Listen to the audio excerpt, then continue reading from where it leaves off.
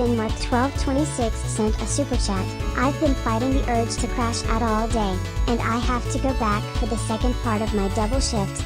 By God, I need some lotion.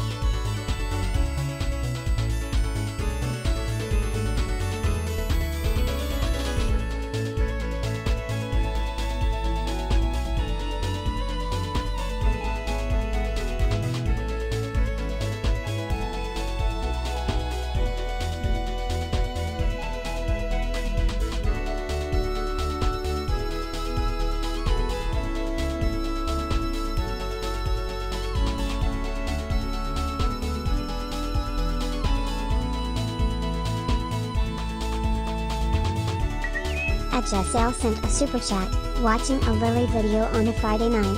God, I can't believe that's going to be all of us / Sonic meme.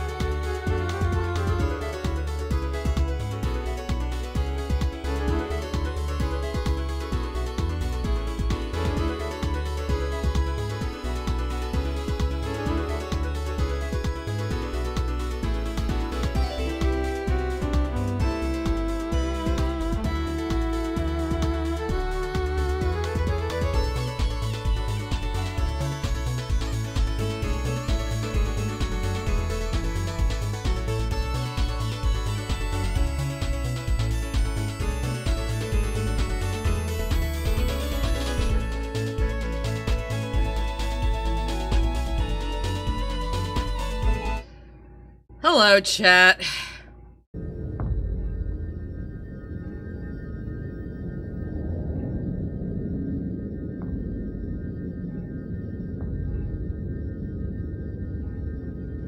It is happening again. It is happening again. That was my feeling, hearing that Lily Orchard was going to make another video on her favorite incest mod. So, welcome! Welcome everyone. How is everyone tonight? What, it's Twin Peaks! What are you, a plebeian? Alright. This is how I wanted to start tonight. There are many reasons why this is going to be a Friday stream and not a Wednesday stream. Generally on Wednesday streams, I'm doing some sort of media reaction or something like that. I don't really know a lot about Baldur's Gate. I don't really care about D&D. I got into Bioware with Mass Effect. I never played Neverwinter Nights Baldur's Gate. I don't care. So, I'm not going to be critiquing her take on the media itself. You're going to have to wait for Crispy's Tavern to get a hold of this for that. But I know Lily. Oh, do I know Lily. So that's where I'm coming at from here. And thank you for the early super chats. They do play during the opening now. Welcome, welcome, welcome.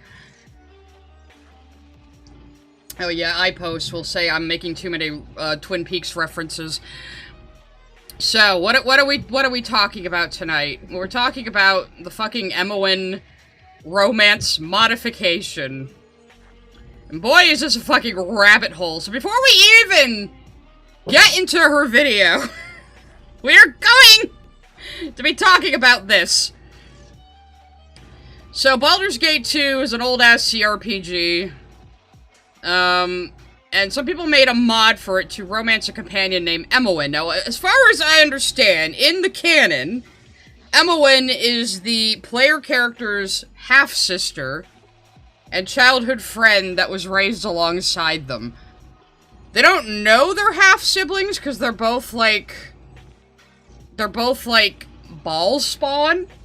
So I guess they're, like, the children of some evil god and a mortal, something like that. I don't know. Again, I don't know shit about Baldur's Gate.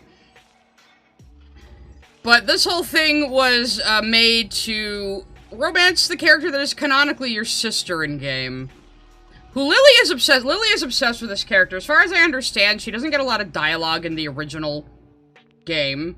She's not that important, but Lily acts like everything revolves around this character. So I wonder if she's ever played this game without the incest mod. So here's how they introduce it themselves. The Imoen Romance modification. This is the Imoen Romance mod for Baldur's Gate 2 Shadows of Amn and its expansion, The Throne of Baal. The I can't pronounce this bitch's name. The Imoen Romance mod transforms your childhood companion, Imoen, into a romanceable option and adds a huge amount of content and characterization, whether you romance her or not. Give it a try. Now that's Lily's plausible deniability that there's a friendship path in the mod. But we fucking know. We fucking know why she plays this. I'd sent a super chat. Got the worst cough, but at least there's side tax. Hey, thank you. Thank you for paying your taxes for coughing. Thank you. It is no longer Pride Month. Straight people don't owe me taxes anymore, I guess. But you can pay them if you want. Imoen will romance any player character, regardless of gender or race. There are large differences between male and female romances. The player's race won't be acknowledged whatsoever. And human height will be assumed. Okay. The mod requires Throne of Baal to be installed, even if you are only playing the Shadows of Amn portion. This mod has a colorful history that stretches all the way back to 2003, when the very first version was released. If you are curious or bored enough, you can read about it here. So this links to a broken link. Oh, wait. No, it doesn't. Oh, my mistake. Because this used to be on a different site, and it's been moved to this Israel Barbanzano's site now, but I thought the history tag was only... I opened the Wayback Machine for it and everything. But I guess I was mistaken, and they do have it linked. So here's the history of the mod. We don't need the Wayback Machine, but they used to have a forum. God knows what the fuck was on that. So, in the beginning, Baldur's Gate 2 introduced romances to the CRPG mainstream. God damn it, BioWare. I was so confused and delighted when I understood what was happening, reading those awkward, airy banters that grew more and more romantic as the game progressed. I was stoked to play again and again, discovering which characters got the same treatment. I mean, I am Dragon Age trash. I guess I can't really, criticize too much.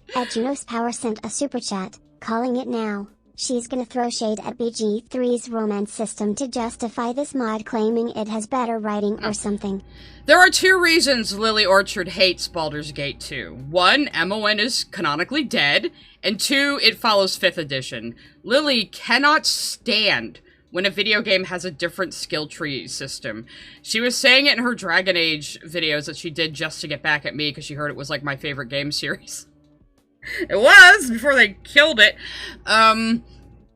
So yeah, she was saying, oh my god, the skill trees are different every game, and it's like, that was like a huge affront to her for some reason. At Tyler Preston 699 send a super chat, we pay you to be our parrot. Ara, America. America! So I do, hi anyone new here, I do like an NPC streamer thing. That was a bit that I think Giselle started, and has gotten completely out of my control. And now it's just habit. We'll be talking about it being the 4th of July at the end of stream for a palate cleanser, I promise. It's America's birthday soon. I'm feeling very MURICAN right now. Anyway, she hates that the skill tree is different from Baldur's Gate 1 and 2. That's it. She hates it. And she turns off the narrator in Baldur's Gate 3. And you can see some, like, I think Crispy included a lot of her gameplay in his first video on her. And, like, I don't even play Baldur's Gate, and I can tell she's playing wrong. It's incredible. It's incredible.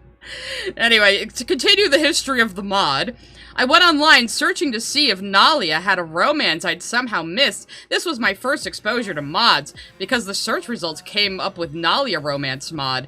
This opened the door to the whole nother world of possibilities. I was amazed you could put in your own content in a game.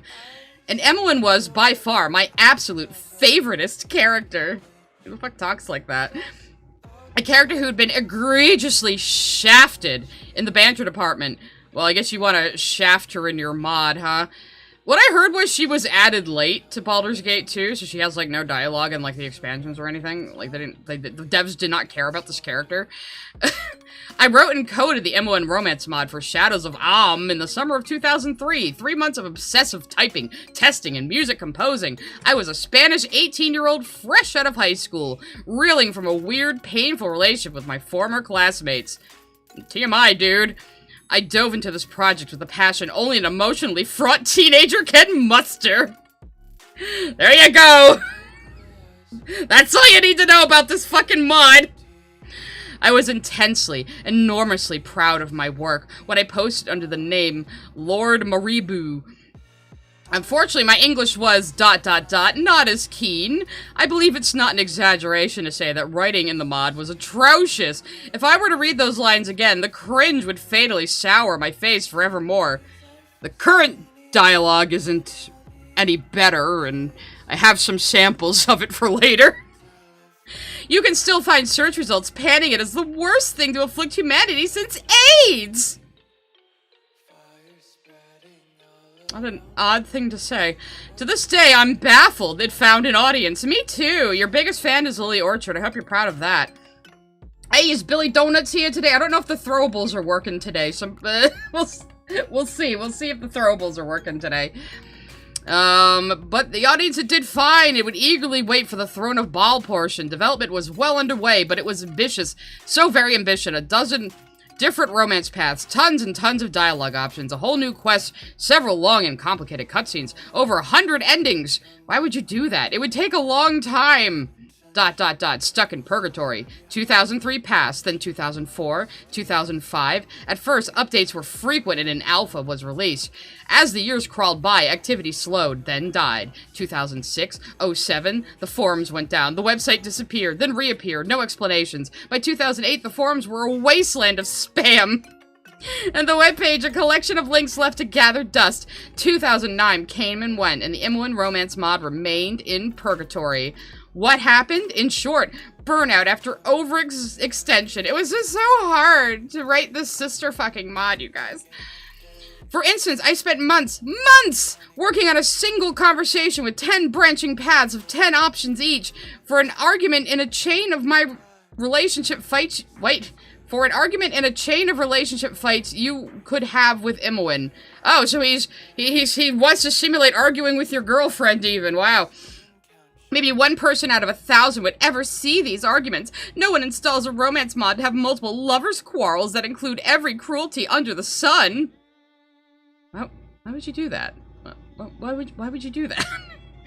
But I was determined to include the option to do so, and to hell with your insanely bloated scope. Predictably, I got burned out doing this, and my interest waned over time. There was no end in sight, and I grew far more interested in writing novels. Yes, this guy got into independent novel writing, which got the bulk of my creative work. In addition, the forums were a real drain on really stupid drama, as they always are. It really was a cesspit of mental illness, so I distanced myself from that too. Oh, buddy, I mean, considering the content of this mod, you're wondering why you're attracting very mentally ill people. But instead of owning up to it and actually making an announcement, I just waffled and ignored the problem. My first big passion project mired in a rut of neglect, a source of guilt and shame instead of pride. And so, the years kept passing by. So much drama for a fucking incest mod. You, seriously. T.C. Dale Resurrection by T.C. Dale. 2010 came and there was news. After fearing the worst, T.C. Dale got in touch with Lord Mirabeau and asked if the mod would ever be completed, and if not, he would be willing to transfer its ownership to someone else and let that person try to complete it. It seems like a shame to let a great mod with such a loyal fanbase just fade away into oblivion. And we're gonna get into who T.C. Dale is soon. Lord Mirabeau, I know that's how it's pronounced, but that's how I'm saying it. Lord Mirabeau responded, and I think T.C. Dale is writing this, I'm not changing the voice, and stated that he, too, had been thinking the same thing. A deal was struck, and in late January of 2010, stewardship of the Imoen Romance Mod website and forums was handed over to T.C. Dale. So Lily cannot even deny that this person is in charge of this mod now. TC quickly realized that the mod needed some new life, and that she couldn't do it alone. The website was redesigned, the forums started up again. Kat Bella, a modder and composer widely respected in the modding community, signed on to help code and finish the mod, and here we are today, still waiting, but with more hope than ever before. So it's not even done! It's not even done! After, like, 23 years! Let it go! There and back again now with more Quirk Chungus. Oh, God. And this guy is a Quirk Chungus, you'll see. But then, for reasons, the project became again stuck in limbo for a bunch of years. Despair exerted a chokehold upon what few fans remained. It was only much later, in 2014, that a hero, shrouded in mystery, emerged from the shadows to take up the holiest of quests and blah blah blah. Vanitos, fantastic coder of legend, picked up every available scrap and finished the crap out of the half-functioning mod, finally putting together the final version of Imoen Romance 2.0. Okay, so this guy, he had such an urge to goon. He went in and just finished the mod for them. Encouraged by this development, Israel Barbazano, aka Israel Blarg, aka El Blargo, aka this fucking guy whose website this is on, alleged person and pretty okay dude, took up writing the TOB portion of the mod. That's Throne of Ball. That's me, Lord Mirabeau. Many years and several novels later, the mod had been a thorn in my conscience all along. I had to see it finish. I had to. I wouldn't have been able to do it without Starovic08, and he didn't mention this person before. Vanitos doing all the coding work, and so we marched on toward this story's long belabored conclusion, a real yandere dev. Now the mod is finally finished forever, to the great rejoicing of at least 7 people. Well, at least they're honest. At hero_culture sent a super chat. We as people tend to move towards romantic tropes we grow up with. For me, it's friends to lovers. With that in mind, it's odd that Lily is so obsessed with brother-sister stuff, don't you think? Yeah, I know, and she's been playing this game since at least 2010 or 2014, so I wouldn't be surprised if she's always played it with the fucking incest mod, and that's the reason why she likes it. At Hespionata5011 sent a super chat. It's so hot where I am, I hate 90-degree days DX. Oh, I know, God. My fucking patio was burning my feet today. At _space frog sent a super chat. Canadian Pride Month tax. Applicable Ricky Lily. Oh, it's Pride Month in Canada. I guess I'll accept that. At the Master Clockwork sent a super chat. Lily also hated any mechanic changes in Pokemon. Yeah, she hates when a game, like, changes the way it operates in a sequel. Like, she can't stand it. It feels like it's beyond autism, though. I don't know. At Sconsan Jam sent a super chat. Hawk, ara, ma, Fenris, what have you and Varric been doing? Now, Hawk? Ara, ma. What have you and Varric been doing now? At the Master Clockwork sent a super chat. I still prefer Dow's clunky-ass combat over BG3. Really? I mean, I don't like Dragon Age Origins' combat. I always said the only reason I ever got through Origins is because I really liked the world and the story and the characters. Who plays Dragon Age for the gameplay? Come on! At Juno's Power sent a super chat. Funning you to play BG3 out of spite less than 3. I know. Everyone wants me to play Baldur's Gate 3. I will stream it sometime. I'm streaming Disco Elysium now. September's gonna be Control Resonant. I don't know when Ontos is coming out, but I want to stream that from day 1, too. And I do want to do the Mass Effect trilogy again, but guys, I'm planning to be a YouTuber for a while. We got time to do game streams, yeah. At Forbidden sent a super chat. Paul Revere ara, for the colonies. Ara, the British are coming! We're gonna kick their ass! At Miss Jasmine 305 sent a super chat. Latex. What's Lorchin? What I miss? Well, right now I am giving the history of the stupid Imoen mod that she's going to be talking about. Just to prep you guys for everything I know going into this video. So, let's talk about Israel Barbazano, Mr. Mirabu here. Here's what he has to say about the Imoen Romance. Well, here's his other stuff, which looks like mostly self-published slop. And he has a very high opinion of himself and his work. So, yeah. But a lot of that isn't interesting, so we'll just read this part. Want to get even more niche? I wrote the Imoen Romance mod for Baldur's Gate 2 in 2003, fresh out of high school with barely a grasp of the English language. Why are you proud of this? It was badly written, and I never finished it, particularly the section for BG2's expansion, the Throne of Baal. So, Lily does praise the Throne of Baal section of this mod. So that was all TC Dale. That was all TC Dale, who we're gonna get into her importance soon. Almost 2 decades later, the unfinished project still haunted my memory. I vowed to get it done, thankfully with some much-needed coding help this time.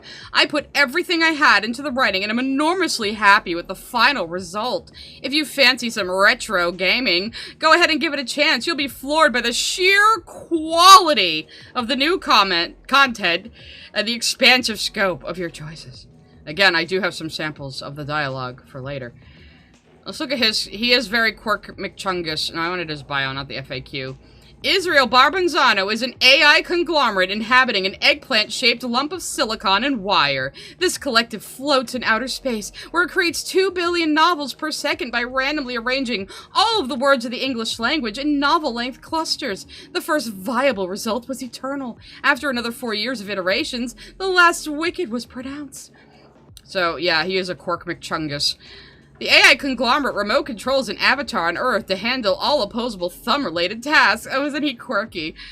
This avatar was formed on March 1984 on the Canary Islands, Spain, where he spent most of his childhood growing up.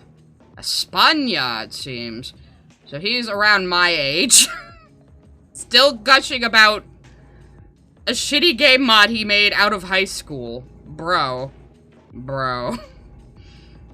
Due to catastrophic malfunction, he suddenly moved to the North Pole, Alaska, and worked as a mailman. Very good. Anyway, so enough about this guy. let's talk about T.C. Dale. So T.C. Dale is a erotica novelist who likes to do a lot of taboo things. And a few of her of note. One is The Rape of Imoen.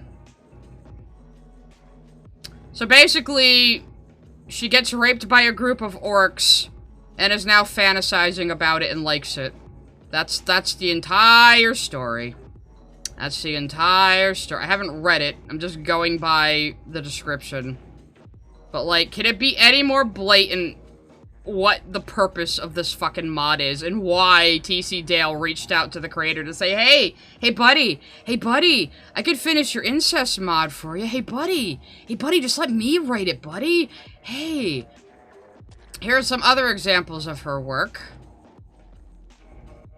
Like this one called Like. Anna knows her father likes her videos, but never suspected how much until she catches him in the act. So this is about a father getting off on his daughter's OnlyFans. Very good, T.C. Dale. Very good. And then there's like, I don't know, fucking werewolf shit. Fucking, I got knocked up by the Krampus because I'm a naughty girl. Shit. You know, like, you can see exactly... Cleopatra and her daughters host an orgy of taboo pleasure. I bet that's written by AI. I guess she has some quote-unquote normal ones, too. Oh, good. You can have a beginner's guide to erotic roleplay. Oh, yeah, oh, good. How much does that cost? $5. I'm a little tempted. But that's not for tonight.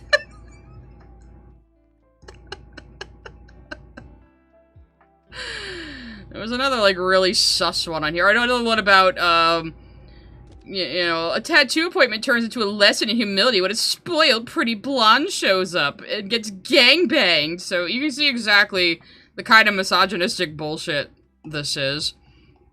And yes, women can also be misogynist, by the way. At Blue Bladerbot sent a super chat. Fun fact, the English VA of Deedlit from Record of Lodos War also plays Amy Rose in Sonic X. Also the VA of Luna from Helvet also plays Blaze the Cat. I didn't know that Deedlit was Amy Rose. Super chat. How on earth is Lork going to spin this? It's plainly obvious that this is a Gooner mod. She really must think her viewers are just stupid. No, I think she gets off on talking about incest and pretending she's not into it. That's what I've picked up from all my... In case you don't know, I've reacted to Lily Orchard many times, and I hate that I know how she thinks now. It makes it much less fun. Like, I see a clear, straight line to where the crazy is coming from now. And I think that's part of the fetish. Where she's gonna talk about incest, blatantly, but then pretend she's not into it. And that's part of it. You know? That's what it seems like to me, because she does it constantly. I'll prove it! So here's from an old stream of mine from, this had to be, yeah, 2024. This is from Lily's old blog, where she happened to talk about this mod, and now it is immortalized in one of my stream VODs. Isn't that nice? So here's what she said about it a little while ago. We're gonna get Sciception with my shittier mic. So here's how Lily justifies shipping siblings. Imoen Romance was a really good story. It handled the subject pretty damn well, in that it didn't offer some excuse and made the two characters deal with it. And the Throne of Baal section, where they're in a relationship, is just really sweet and heartfelt. So you go through the emotionally harrowing roller coaster of the two realizing how they feel about each other. The emotional butt punch of learning Imoen is a Baal spawn. I have no idea what that means. And then having to work that out in a way that doesn't use any cheap get out of making the difficult decision free cards, and then goes, well, wasn't that a ride? Well, here's 200,000 words of fluff now. Imoen Romance is the best RPG romance you can play today, and I'd go as far as to say it's the best romance I've ever read. I'm not kidding. I've always said, give me a good story and I'll forgive a lot, and it delivered. It will always have a special place in my heart. So, she says this romance about siblings is the best romance she's ever read. Imoen being a ball spawn is what makes them siblings. I had no idea what the fuck that meant at the time, but now I do. So, we'll probably get into Lily's video, but like I said, I do have bits of the mod's writing saved off to the side, which I'll probably bring up when she starts praising the writing. If she doesn't have music in the video, I'll keep playing my music, otherwise I'll pause it. I don't even have the music thingy up right now. God damn it. Etsy Puff sent a super chat. Lily's infuriates me. I'm a defender of fiction is fiction, but it's freaks like Lily that poison the well and makes censorship seem like a good idea by being an exact reflection of the fiction she likes. It is a tough subject. You know, you don't want to censor... You don't want to censor art. You don't want to censor fiction. We don't want to say certain subjects are off limits depending on how they're written. But when it's blatantly written just for erotica slop, I think that is pretty, you know, indefensible. But, like, I understand, like, AO3's whole thing, for example, where they don't want to forbid anything because that is a slippery slope into censorship. I understand that stance. But I think... personally, on a case-to-case basis, you can judge people for what they write. I think that's fine. At the Master Clockwork sent a super chat. How much we wanna bet Lily likes Mushoku Tensei. I'm gonna assume that has something to do with incest. At Jessale sent a super chat. To help your horrible temptation. Thank you, thank you. Give me $5 to buy that book so we can read it on stream sometime. At Venom Wifey T7S sent a super chat. I got a question, why a history lesson instead of going straight to Lily BS aches? No, because I thought it would be fun, and it gives more people a chance to trickle into the stream, and you really gotta understand what this thing is before she lies to you about it. At Blue Blader Bot sent a super chat. Maybe I'm wrong, but didn't Lily defend Christian? I think maybe she vaguely did. I don't remember. At Rock Josiah sent a super chat. She reads it for the plot. Honest. Yeah, sure, Lily. The plot. At Wolf Titan Reading 5308 sent a super chat. Don't buy their book, but my books. Josh Kendig's Lowell. Yeah, you have ethical smut, At right? Wolf Titan Reading 5308 sent a super chat. No time kidding, sigh. Look, a friend of mine does write werewolf smut for on the side. At the underscore space frog sent a super chat. Aren't we all ball spawn when you think about it skeptical? I don't even know what the fuck a ball is. I guess we're ball spawn, yes indeed. Okay, so now we're gonna get into Lily's actual video. The song's ending. I'll pause the music, see if she has music. So she has this, because codependency is right in the middle. And codependency is like her favorite fucking thing. She loves siblings being enmeshed, which is not a good thing. She loves codependency. She likes siblings being devoted to each other, and it's just... She tells on herself so hard, guys, but let's go. This video deals with some pretty uncomfortable material, so I would advise not watching if it's too much for you. Okay. No, I think I can The first take two it. Baldur's Gate games are two of the best RPGs ever made. A long, arduous story about trying to defy a nature that hounds you at every turn, being thrust from the safety of your home to be free game for a swarm of vultures desperate to consume your divine essence for themselves. It practically pioneered an entire genre of character-driven RPGs where the relationship to your companions is just as, if not more, important than the big, grand-scale RPG plot, where the focus isn't on a nefarious evil villain on the horizon, but on confronting your own inner demons in a way RPGs had never done before, where the role-playing had less to do with the numbers and the game mechanics, but on the I think that Imoen portrait is a sign that it's the mod. branching narrative dictated by your decisions. Previously the sole domain of Bioware, this genre exploded into popularity during the 2010s, before dying a gruesome, grisly death in the 2020s, murdered by the twin horrors of self-conscious irreverence and Twitter thirst. But it Except Baldur's Gate 3 did amazingly, and people love it. Like, yeah, Bioware made the first two Baldur's Gate games, and then Larian made 3, and everyone liked that. And BioWare made a ton of games between Baldur's Gate and now. You like Mass Effect, Lily! It can't be understated just how good the original Baldur's Gate was. Traditional PC RPGs were going through a slump when it came out, largely overshadowed by prettier games that were more immediately spectacular. Baldur's Gate, with its beautiful pre-rendered visuals and aspirations to sit alongside Forgotten Realms fiction, a level of care in the writing... The fuck do you mean so many games looked like this back then? Like the Ultima series and stuff? So many CRPGs looked like this. What are you talking about? Seen in CRPGs at the time caused it to be explosively popular, selling 1 million copies by 1999. Baldur's Gate was adored. Basically, the first time Lily, yeah, Fallout plays exactly like this. Fallout 1 and 2. This is how CRPGs were back then in the early 2000s and the late 90s. You know? So, but again, if Lily doesn't know about it, it doesn't exist. The first time Lily found out about something is the first time anybody found out about something, so.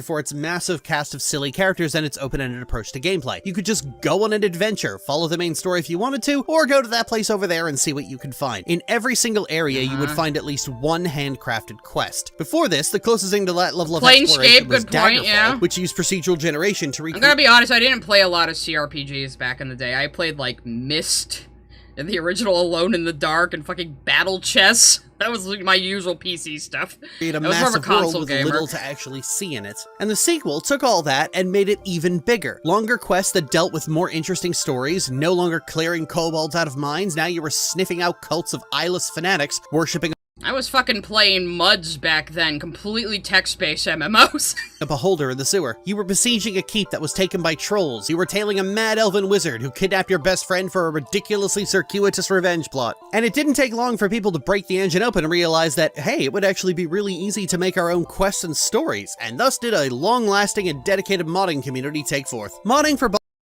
Lily, modding in CRPGs was always huge.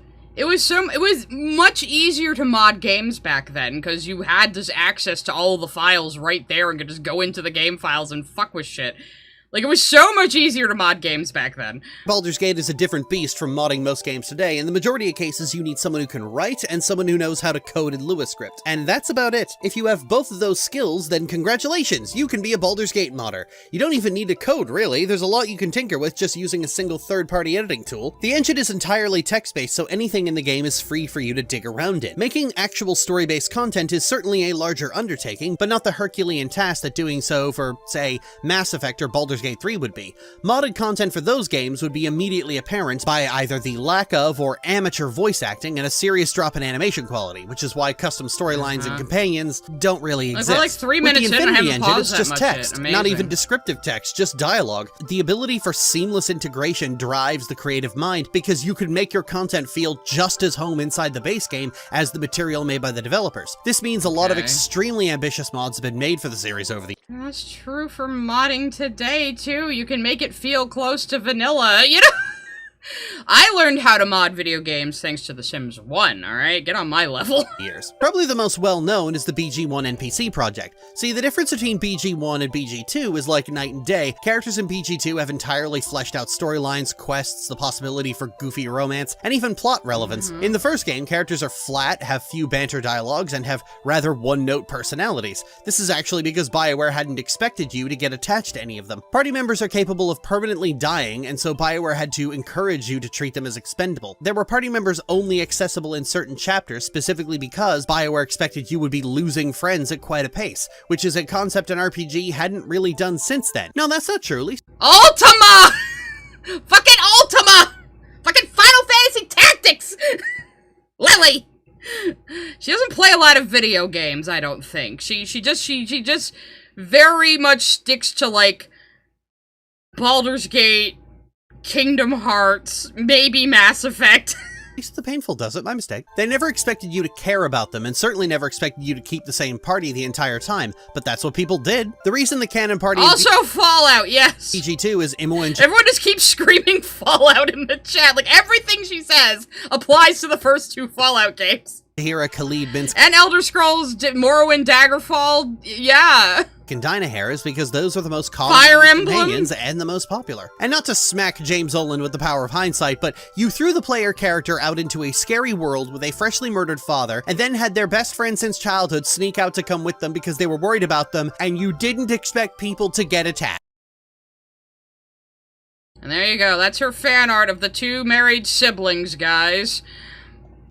The BG1 NPC project Well, attempted her wife's fan art that she makes her artist-slave wife draw. to create parody with BG2. New dialogues, new banters, companion-oriented questlines, and even a few romanceable And Imoen wasn't even supposed to be in the game at first, which is why she's lacking a lot of dialogue. party members. It was a Herculean undertaking over several years. Hell, the NPC project pretty much took all the little mods adding these things for single characters and packaged them all together. A compilation of one of the most extensive and vibrant sides of the modding community. Some of the stuff introduced in these mods is just straight up Forgotten Realms canon now. The NPC project is so massive, it comes to about 52 megabytes in size. For something that's mostly just plain text and 52 code, megabytes? that's rather large. It speaks to the sheer amount of time and effort spent on it, and the amount of care that went into each character. All of them sorely underserved by Bioware believing people wouldn't get attached. Bioware didn't make that mistake for BG2. Every companion was as detailed as they could possibly be. Well, except one. I've spoken at length about Imoen in the past. She's the first party member available to the player in both games, and is unique in having a history with the player, having grown up together playing in Candlekeep. Imoen was a last-minute addition to the first game, added to solve the issue of there being no non-evil thieves before Chapter 4,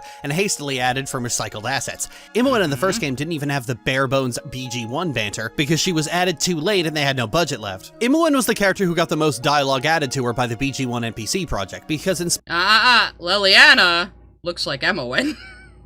Because Dragon Age Origins was BioWare's first foray into an original fantasy work outside of Baldur's Gate, so I believe that Liliana is meant to look like Imoen as a bit of a nod to their Baldur's Gate days. in spite of her lack of I don't like Liliana, by the way.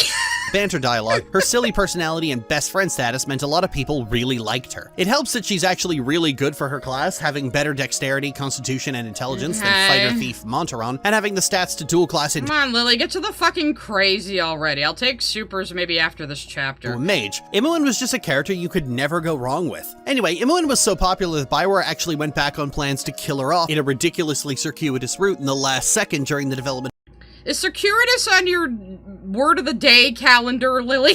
of Baldur's Gate 2, and because of this sudden change, Imoen was once again left without Liliana is the character I coined the term writer's pet for. Not quite a Mary Sue, but very clearly inordinately favored by the writer or writers. Yeah. proper dialogues outside of her mandatory quests. Something that would be fixed in Throne of Ball, so Imoen survived Throne of Ball but was left mute. And just like how modders sought to fix the dearth of meaningful content in companions in the first game, with special attention paid to Imoen, several people sought to fix Imoen's dearth of real content in the second game. Imoen Friendship by Kalori is a modestly sized pack of banter dialogues, and Imoen Forever by Jatesi Oh, so there are other mods that don't contain incest that you could be using to get more out of this character.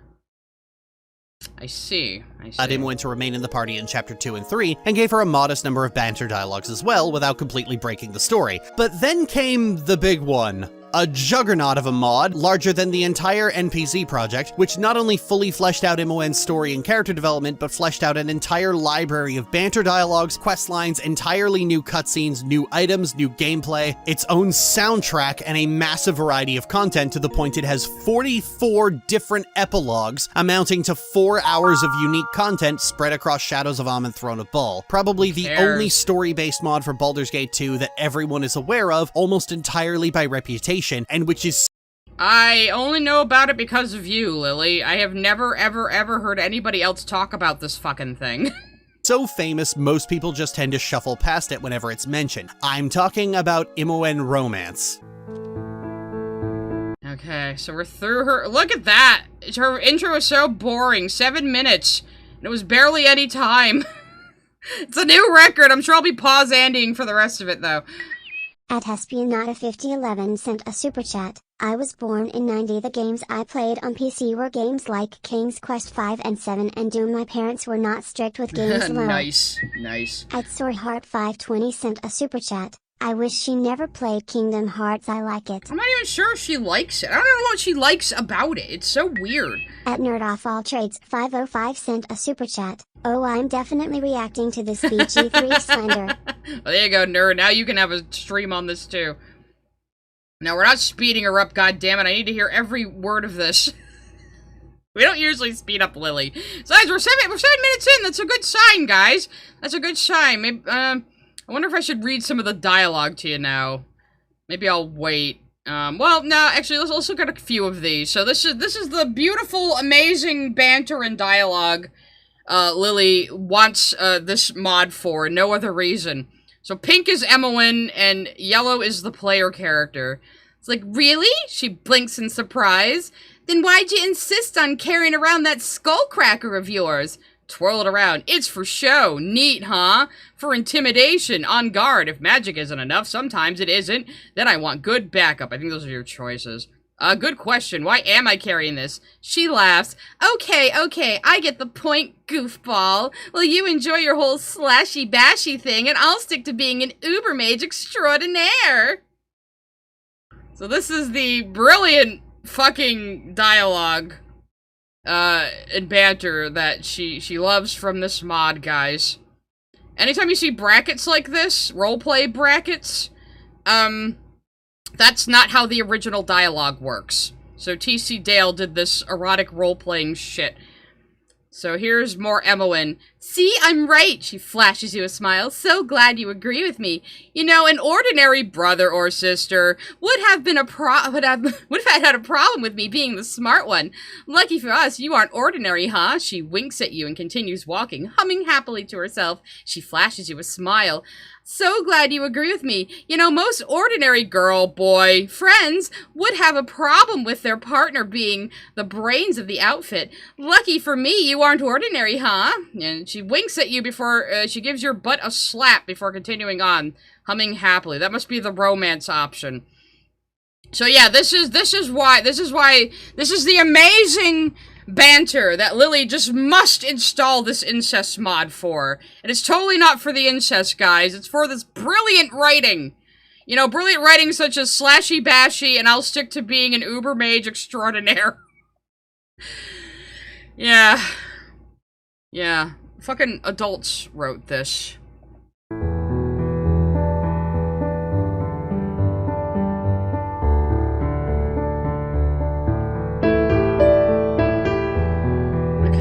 Get on with it!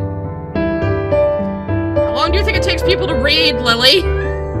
Let's get a few things out of the way. First of all, yes, this mod includes incest, although it does address and deal with that issue, or rather lets the player deal with it. So for the rest of the video, we're going to be walking with the story to its pier. So get your childish ews and washing machine and Alabama jokes out now, because for the rest of this video, we're going to be entertaining the subject like adults. Secondly, I am entertaining the subject like an adult, Lily, and calling it childish to say ew to incest.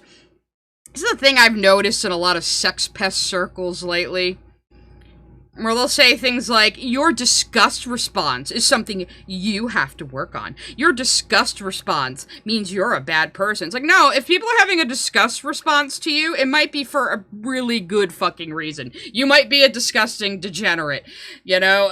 I'm just saying. And we're gonna keep, we do have banjos in the stickers if you guys want to slap some of those up. despite its name, Imoen Romance is actually a massive expansion designed solely for Imoen. It gives her everything a companion is supposed to have that she inexplicably doesn't. Banters, unique items... You said why she doesn't. They didn't write her any new dialogue for the fucking mod because they didn't care. break conditions, and companion quests. It does make her a romanceable companion, but just like Aerie and Hair-to-Lys, she has other options if the player doesn't pursue it. Particularly, Imoen develops a strong friendship with Aerie and can even develop into a romantic relationship at Throne of Ball if the player doesn't get there first in either case. More on that later. The majority of its focus is on the- More on that later. I'll tell you right now, Aerie can take a potion of sexual orientation change in order to be attracted to Imoen. Brilliant writing! after effects of Imoen's torture during Spellhold, and recovering from what she'd been put through. It she'd been put through effects of Imoen's torture during Spellhold, and recovering from what she develops a strong friendship with Aerie and can even develop into a romantic relationship at Throne of Ball if the player doesn't get there first in either case. More on that later. The majority of its focus is on the after effects of Imoen's torture during Spellhold, and recovering from what she'd been put through. It deals with— Yeah, I believe that T.C. Dale added her to her torture. Added that she was raped in prison. Very, very, very, good addition that was very needed, Lily. Trauma, violation, comfort, coping mechanisms, and does it all very respectfully. It allows Imoen to develop a deeper connection with Gorian's ward, and gives her more ability to interject during the— Gorian's ward is the player character, she has not explained that. main story. It arguably elevates Imoen to co-protagonist, something that is usually considered a massive faux pas in Baldur's Gate modding, but many would argue Imoen is the only character who can get away with that. Now, in terms— just because you personally favor this character as your special Blorbo, Lily, that doesn't mean that's everybody's fucking take on it. To being able to romance Imoen, this subject always starts up a discussion about whether or not being a ballspawn technically makes you related, with people who like the idea of a childhood best friend romance trying to rules lawyer their way out of the uncomfortable elephant in the room, which is something this mod completely and wholeheartedly refuses to do. You are— Alright, what does this dialogue actually say? Look, I love you all right. Happy? Well, it doesn't matter. Us being siblings is bad enough, but ballspawn too? We'd be twice damned. This is all an awful mistake. So right here, in the actual mod, it isn't even being ballspawn that makes them siblings. It's them being raised together that makes them siblings. And Lily will do this thing. She did it in Stockholm, her magnum opus of, writing about 10-year-old girls being raped, and she did it in her fucking Star Wars fanfiction, where she will have two lesbians in a relationship fantasize about growing up as sisters. She thinks this is a normal thing for lesbians to think. Or something. Or it's just part of her fetish, probably, but... so, yeah... Let's stay friends. Why? Because of the incest issue? Let's simply call it a deep relationship between siblings. Chuckle. Wonderful writing. Brilliant writing. You're going to have this uncomfortable conversation, the game says. You are going to take this seriously. You are going to navigate the implications of everything you have just learned. And if you act like an irreverent, horny weirdo about it, I'm going to light you on fire. The mod is— Lily. The only reason you play this fucking thing is because you are a horny weirdo. Play around. There are two kinds of player who would likely be immediately interested in this mod. For one, players who want to romance Imoen and would like to just ignore the second act plot twist. And two, players who go to the Andy and Lele school of wanting to revel in the fact that the lead characters are doing something wrong. And— That's you, Lily, that's you! I like how she pretends she hates the Lele so much, but she constantly talks about it. The mod is almost hard-coded to ruin your day if you pull that shit. Any attempt to skirt around the main central issue of the Ward and Imoen being siblings, like, for example, well, does being a ballspawn really make us related, will usually have Imoen stare at you with a mixture of disbelief and contempt, and trying to be— Okay, so, yeah, the mod railroads you right into the incest is what you're saying. Almost like that is the primary reason it was written, Lily, to be incest fetish shit. Because as we know, T.C. Dale rewrote the mod and wrote the Throne of Ball stuff, and T.C. Dale is an incest author. Be the Baldur's Gate equivalent of this post means that Imoen is going to be— Me as a teenager, I love to play Smash Brothers. Me as an adult lesbian, I love to smash sisters. Yeah, Lily, again, lesbians? Like, actually, you're, like, bisexual, so what the fuck do you know? Like, actual lesbians do not, like, fantasize about fucking their own sisters. I don't know how degenerate you think gay people are, but they're not as degenerate as you. Creeped out and leave because there is a fundamental difference between being in love with Imoen and just wanting some forbidden taboos. For fuck's sake. Okay, so is this actual dialogue or did you write this? Leave because there is a Alright, that was weird. Guess that them turning into vicious flesh-craving spirits pretty much gave it all away, huh? Just a bunch of idiot ghosts trying to screw with our heads. Kinda scary that they could dig into our memories like that, though. It would have sucked a lot more if you hadn't stuck up for me like that. You were great, Aerie. Sucked? Who says sucked in a fantasy setting? In that context, anyway. They spoke the truth, nevertheless, but that's of little concern to me. It makes everything all the more enticing. Well, okay, so she put Aerie, which is her OC. This looks like fucking AI. So, she is again turning this to be about her original character who she likes to pair with Imoen, her sister. What's that supposed to mean? That I'm a harlot and our love is revolting? Was that what you told them? The whole load of hogwash? That is the crude way of saying it. I just ... enjoy how dirty it feels. I'm kinky, you know that. It doesn't feel dirty to me. Is that all there is for you? Kinky sex?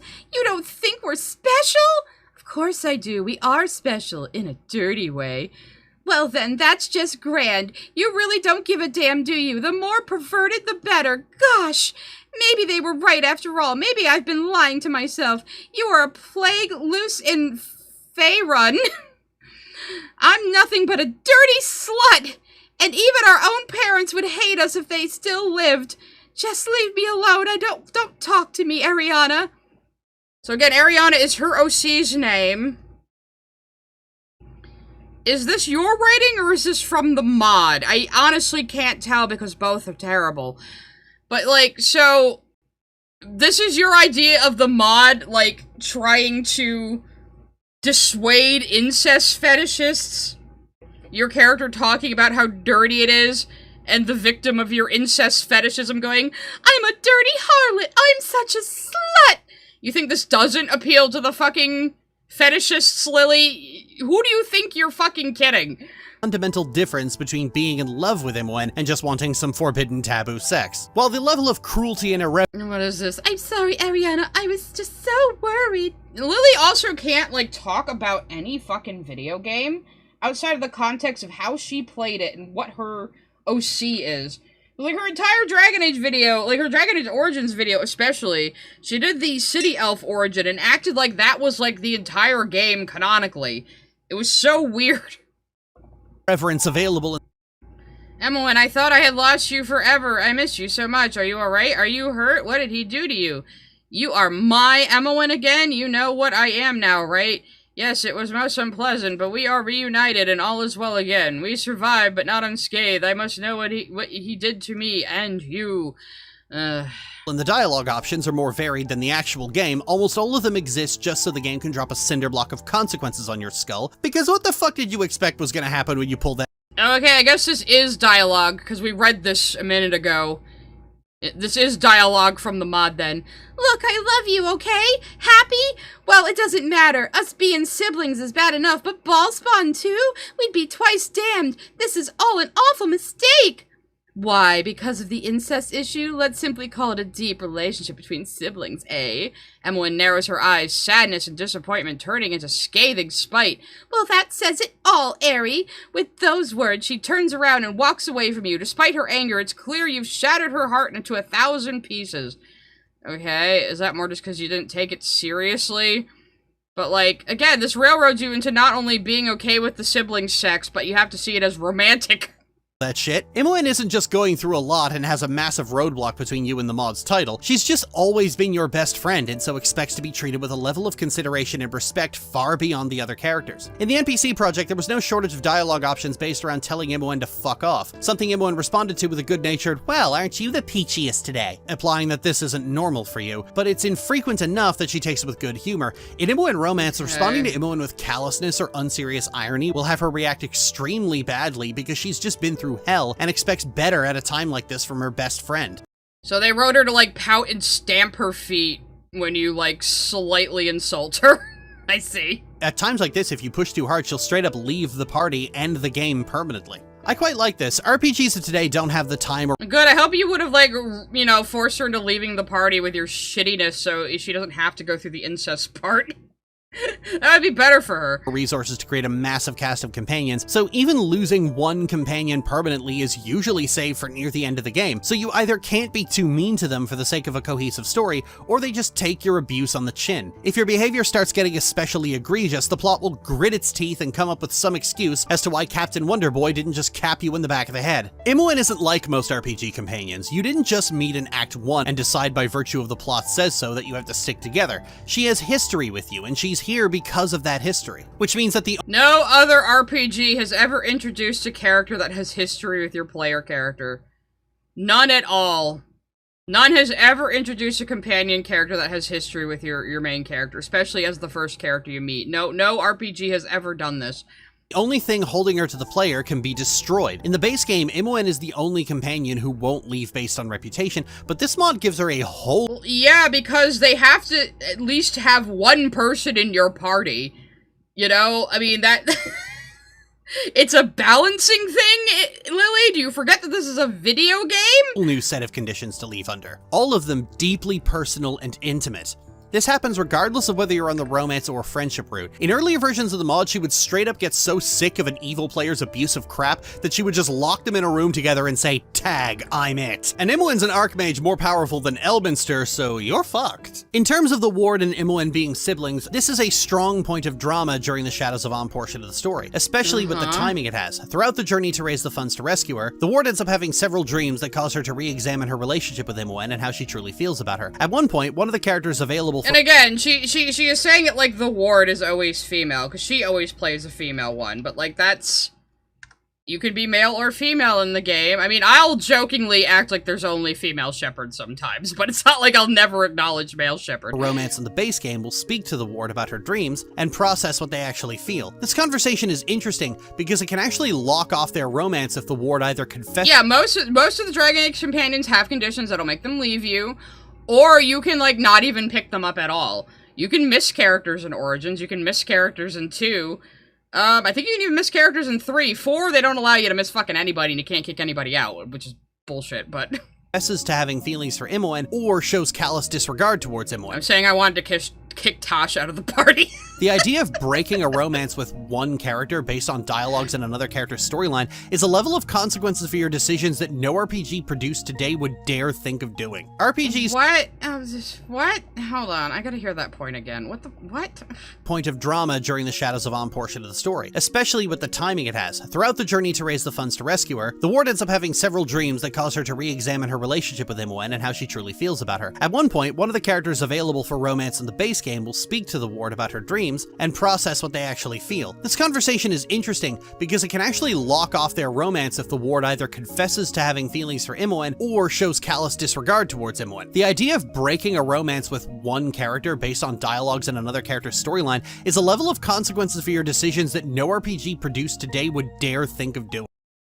I mean, well, if you lock into a romance with a particular character, most other romanceable companions will, you know, not pursue a romance with you in most Bioware games.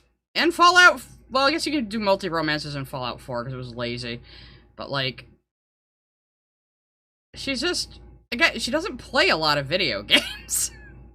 This is like one game she plays over and over again, and she's bad at it.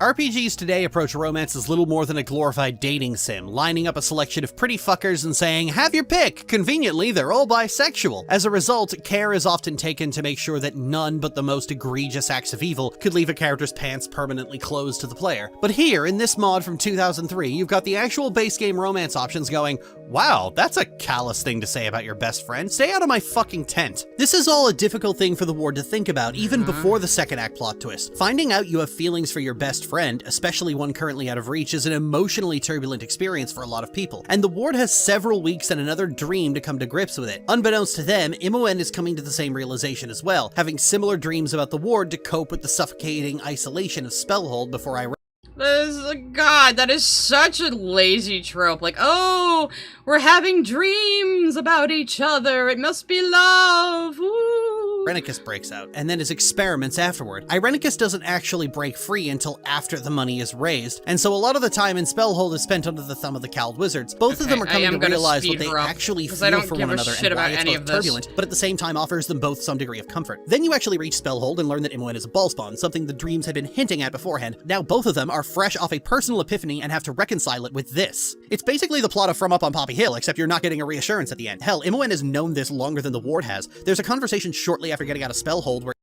You know, it's kind of weird finding out I'm your sister. So, she knows. Imoen none too subtly brings up the fact that it's weird finding out she's the Ward's sister. In a very... I mean, sure, we grew up together, being the only two kids in Candlekeep and all, but I don't know. So at the break, I'll take more supers, and I'll read some more very pertinent dialogue to awkward this. way, as if she's probing to figure out what the ward thinks of all this. This is where the ward can assert whether the notion is weird or if they've always viewed Imoen as a sister. Strangely enough, I checked, and this conversation doesn't lock the player into the friendship path, in spite of the fact that it probably should, for reasons that will become evident later. Imoen, however, Wow, saying it's weird we're siblings doesn't lock you into the friendship path and still leaves the romance open. Maybe because it's an incest fetish mod, Lily. That could be the reason why. And you know that, and we know you know that, and you know we know you know that. But this little tap dance you do, I think it's part of your fucking fetish. Is extremely weirded out by the prospect. It bothers her. And of course, we know why. It's not like they knew this their entire lives. It's a brand new revelation for them, coming immediately after Except according to this mod, they were raised like siblings. a revelation it is in direct conflict with. And you just said you can say you've always thought of her as your sister. And yet you can still pursue a romance. Become evident later. Imoen, however, is extremely weirded out by the prospect. It bothers her. And of course, we know why. It's not like they knew this their entire lives. It's a brand new revelation for them, coming And then later on we see dialogue where she smacks your ass, so I can't think it bothers her that much. immediately after a revelation it is in direct conflict with. It actually brings into question why neither Gorion nor Winthrop chose to tell them the truth at any point. Even when telling the ward that she's a ballspawn, why never tell her that Imoen is one as well? You're telling me that both Gorion and Winthrop, knowing the two of them were both ballspawn, decided not to tell them and let them grow up thinking they were just best friends, all while being Oh, again, they were raised like siblings. Okay, yeah, I definitely am going to be reading some dialogue related to this next. the only people their age in all of Candlekeep? Oh, that's a risky little game.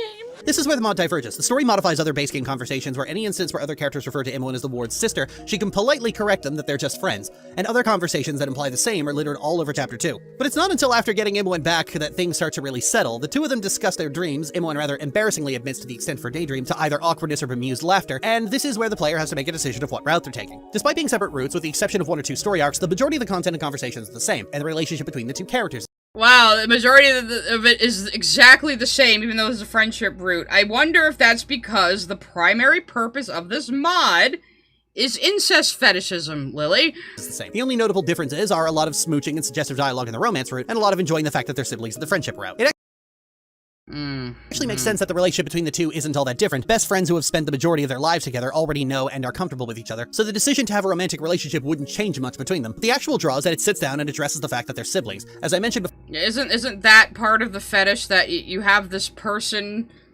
who has a built-in relation to you and has reasons to have to be around you, and that makes them accessible? whenever the topic of this mod comes up in the fandom, it immediately sparks a debate as to whether or not the Ballspawn are actually siblings, or are they really related, trying to rules lawyer their way out of having to acknowledge it. It's an interesting thing to happen, given that the mod itself is You said rules lawyer a few times now. Why are you, like, so angry at the prospect that people try to, like, mitigate this with, well, it doesn't really make them siblings. They just happen to be, you know, mortal children of an evil god or something.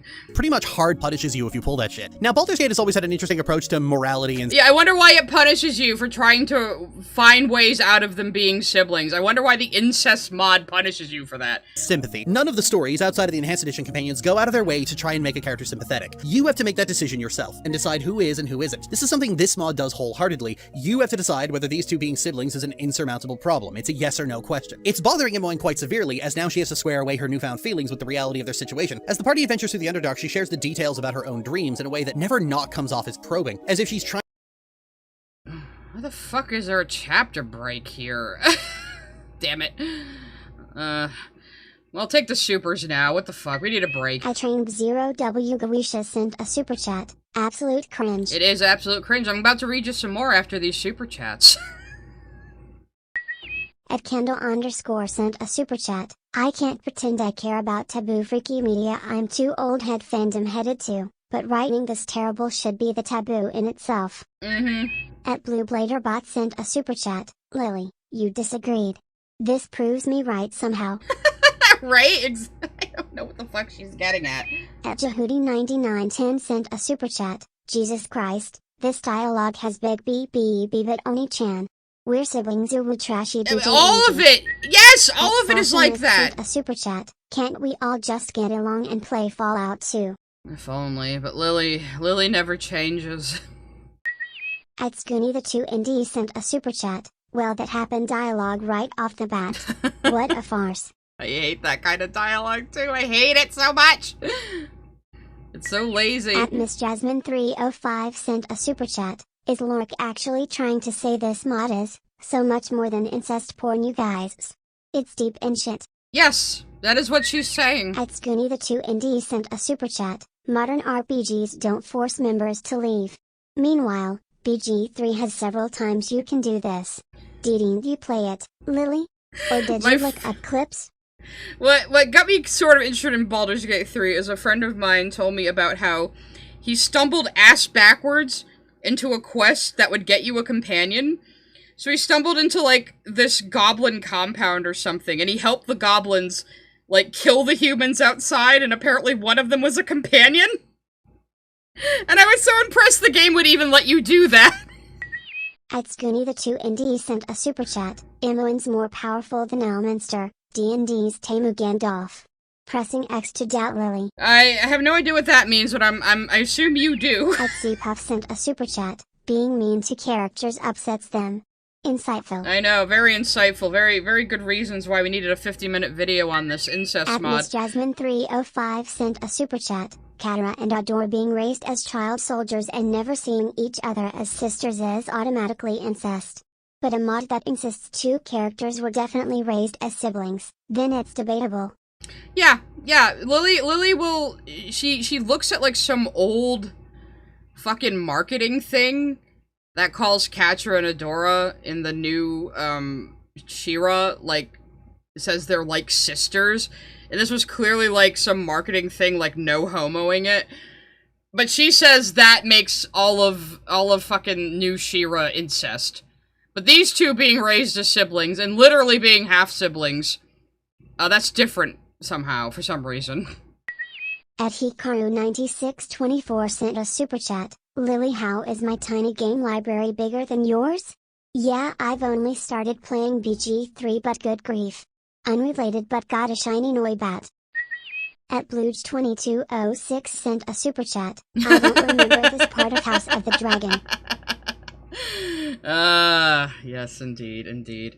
So, here's some more dialogue from the mod. Actually, we'll look at that later. So this green text is the guy who raised them? So, wait! Saravok's image looks back and forth between you and Imoen. He seems suspicious, yet a smirk begins to appear on his hazy features. Could it be? Am I imagining this? Are the pair of you truly bedding together? Whoa, that's none of your business. Ha! Most unexpected, I must admit. The childhood friends that grew up together now sleep together. Interbreeding among ballspawn. I am willing to bet the sight of your child would not be pleasant. Maybe that isn't their guardian. The green text is their guardian in the other ones. I don't know who Saravok is, but there you go. So here's some more. Do you remember when I tried to explain to you how the man plants a seed in the woman to make a baby? Yeah? I'm like 23, Dad. So you have not forgotten then. You do understand how it works, yes? Yeah, of course I do. Jeez, And what have you been up to, little girl? If you are aware of the danger, ... what have you been up to? I've been... She glances at you. I just fell in love. With character name? Imoen with character name? Of all people? I couldn't believe it when I first knew. Little Imoen, she couldn't have been doing something so stupid and dangerous, so reckless and revolting. We brought you up as brother and sister for decency's sake, not in my wildest nightmares, when I have imagined you'd do something as sick and twisted with your ball-spawn brother. Do you know the monster you would create together? By Tomara's grace, Imoen, what in the hell are you thinking? Yeah, jeez, in D&D. Which is short for Jesus. I know, it gets even worse. Okay, so Jahara is another character that I'm just gonna use the same old man voice. I don't know who any of these people fucking are. Okay, Jahara, the patronizing gaze thing is getting really old. What'd I do this time? If you do not like it, don't look at me. Funny, I was going to say the same thing. She sighs. I saw you, ... looking at, him, her. The same way that Kellen looked at me when we were ... together. It is disturbing. I worry that perhaps not everything is alright. Worry that perhaps everything is ... alright with you after your ... experiences. Talking about the jail rape they added into the mod. What? What in Mistra's name are you talking about? Do not act as if you do not know. You and him, her. Him who? Or her who? Your brother, Imoen. Of all the men you could be ogling, why him? Your sister, Imoen. Not only must you cast your gaze at a woman, but at your own flesh and blood? Jaheira's like an old warrior woman. Okay, so this is all dialogue from the mod she's talking about. Like, as if this isn't part of the fetish. Like, oh, it's so taboo, this thing you're doing. Ooh, how taboo. You know, like, that's the whole appeal of it, Lily. You're not fooling anybody, and the dialogue is awful. Trying to gauge how the ward feels about all of this. She eventually shares the details of her torment under Irenicus, which is both dramatically increased in the moment. Let's see. The pain was necessary, he'd say. It was key to unleash the power with me, the potential. He wanted me to understand because it was important. I understood that I saw. Okay, terrible dialogue. And specifically written to make the ward want to shove a halberd right up Irenicus's Irenicus. All he made me see is that it doesn't take much to make someone wish for death. Did you know that if you hold your breath forever, all you do is fall unconscious? I couldn't even resort to that. So she tried to kill herself by holding her breath? Is she retarded? In particular, it suggests that Imoen... The next moment, I wake up in the same cell, in my corner, and there was blood. So much blood. Mine, some I'm sure. But most wasn't. I looked around, and I saw it. ...is transformed into the Slayer, despite claiming otherwise earlier in the campaign. A charred corpse? Okay, she killed people. I swear to God there's, like, prison rape in this fucking mod, though. When viewed from Imoen's perspective, she was tortured, she's proud of torching people with her powers. Okay. away from her escape by her torturer, languished in a cell being subjected to Irenicus' experiments, and her only escape was from the occasional salacious daydream about her best friend. Then, 2 weeks later, said best friend comes barging into an unescapable asylum, having hauled ass all throughout the realms on a deranged rescue mission. In a conversation in Spellhold, Imoen asked, apparently you can save rescuing her to, like, way late in the game. So again, Lily is characterizing an entire game based on how she plays it. You can just leave Imoen in jail. You don't have to go get her. You can wait till the last fucking minute to get her. But she acts like everybody would, of course, be rushing to save Imoen. Everyone loves Imoen.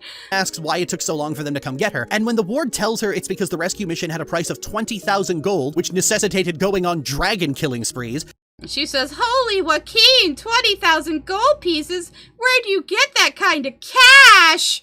Because that's how people talk in D&D. They say cash." She is immediately taken aback. Not only is that a comical amount of money, but the ward paid it. If Imoen... This is why she likes it. That's a lot of work just to come get me. It makes a girl feel appreciated. Unlike everybody else in Lily's life, they don't appreciate everything she does for them. Didn't already feel value before, that would certainly do it. Welcome to Swoon City, population fuck you, I guess. All of this...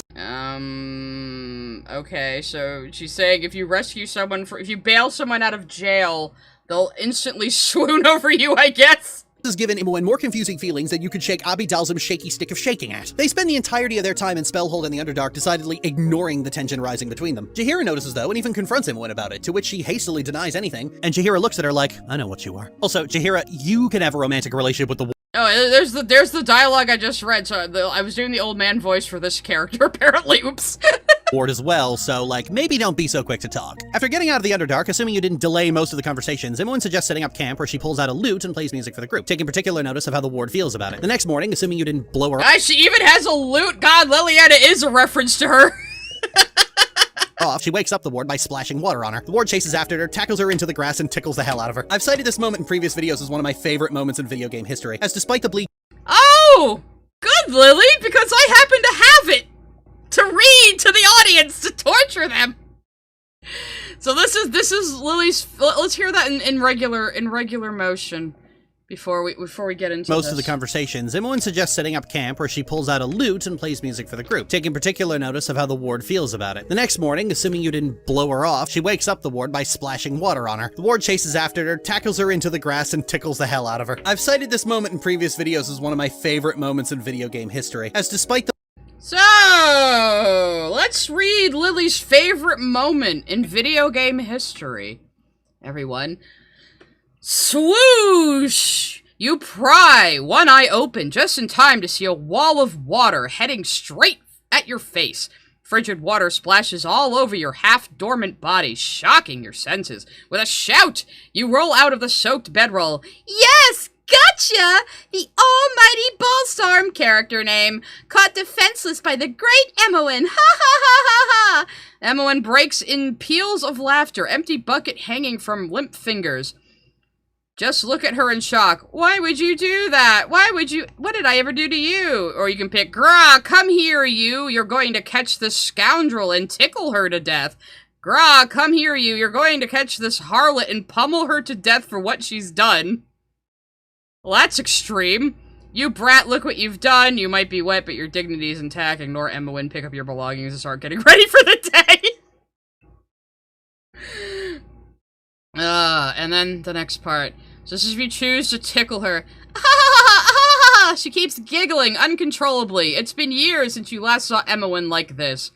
Forget about what she did and just keep looking at Imoen. The sight of her unbridled joy is such a rare treasure. Now you see, I'll have my revenge. Start the tickling onslaught. No! She laughs hysterically, twisting and struggling from your well-directed tickles. Sometimes she manages to utter some breathless words between laughs. Stop it! You're killing me! Don't you love that we have her on the ground yelling no and stop it right now? That's good. Imoen's eyes and cheeks are wet with joyful tears. We gotta make sure we tell you they're joyful. The soft light of dawn reflects off of them, her face tenderly caressed by the faint rays slipping through the canopy above. Imoen's body trembles beneath you with her dying laughter. The giggles stop, leaving a warm smile on her lips. You lock gazes. The smile slowly fades, rather. Character name?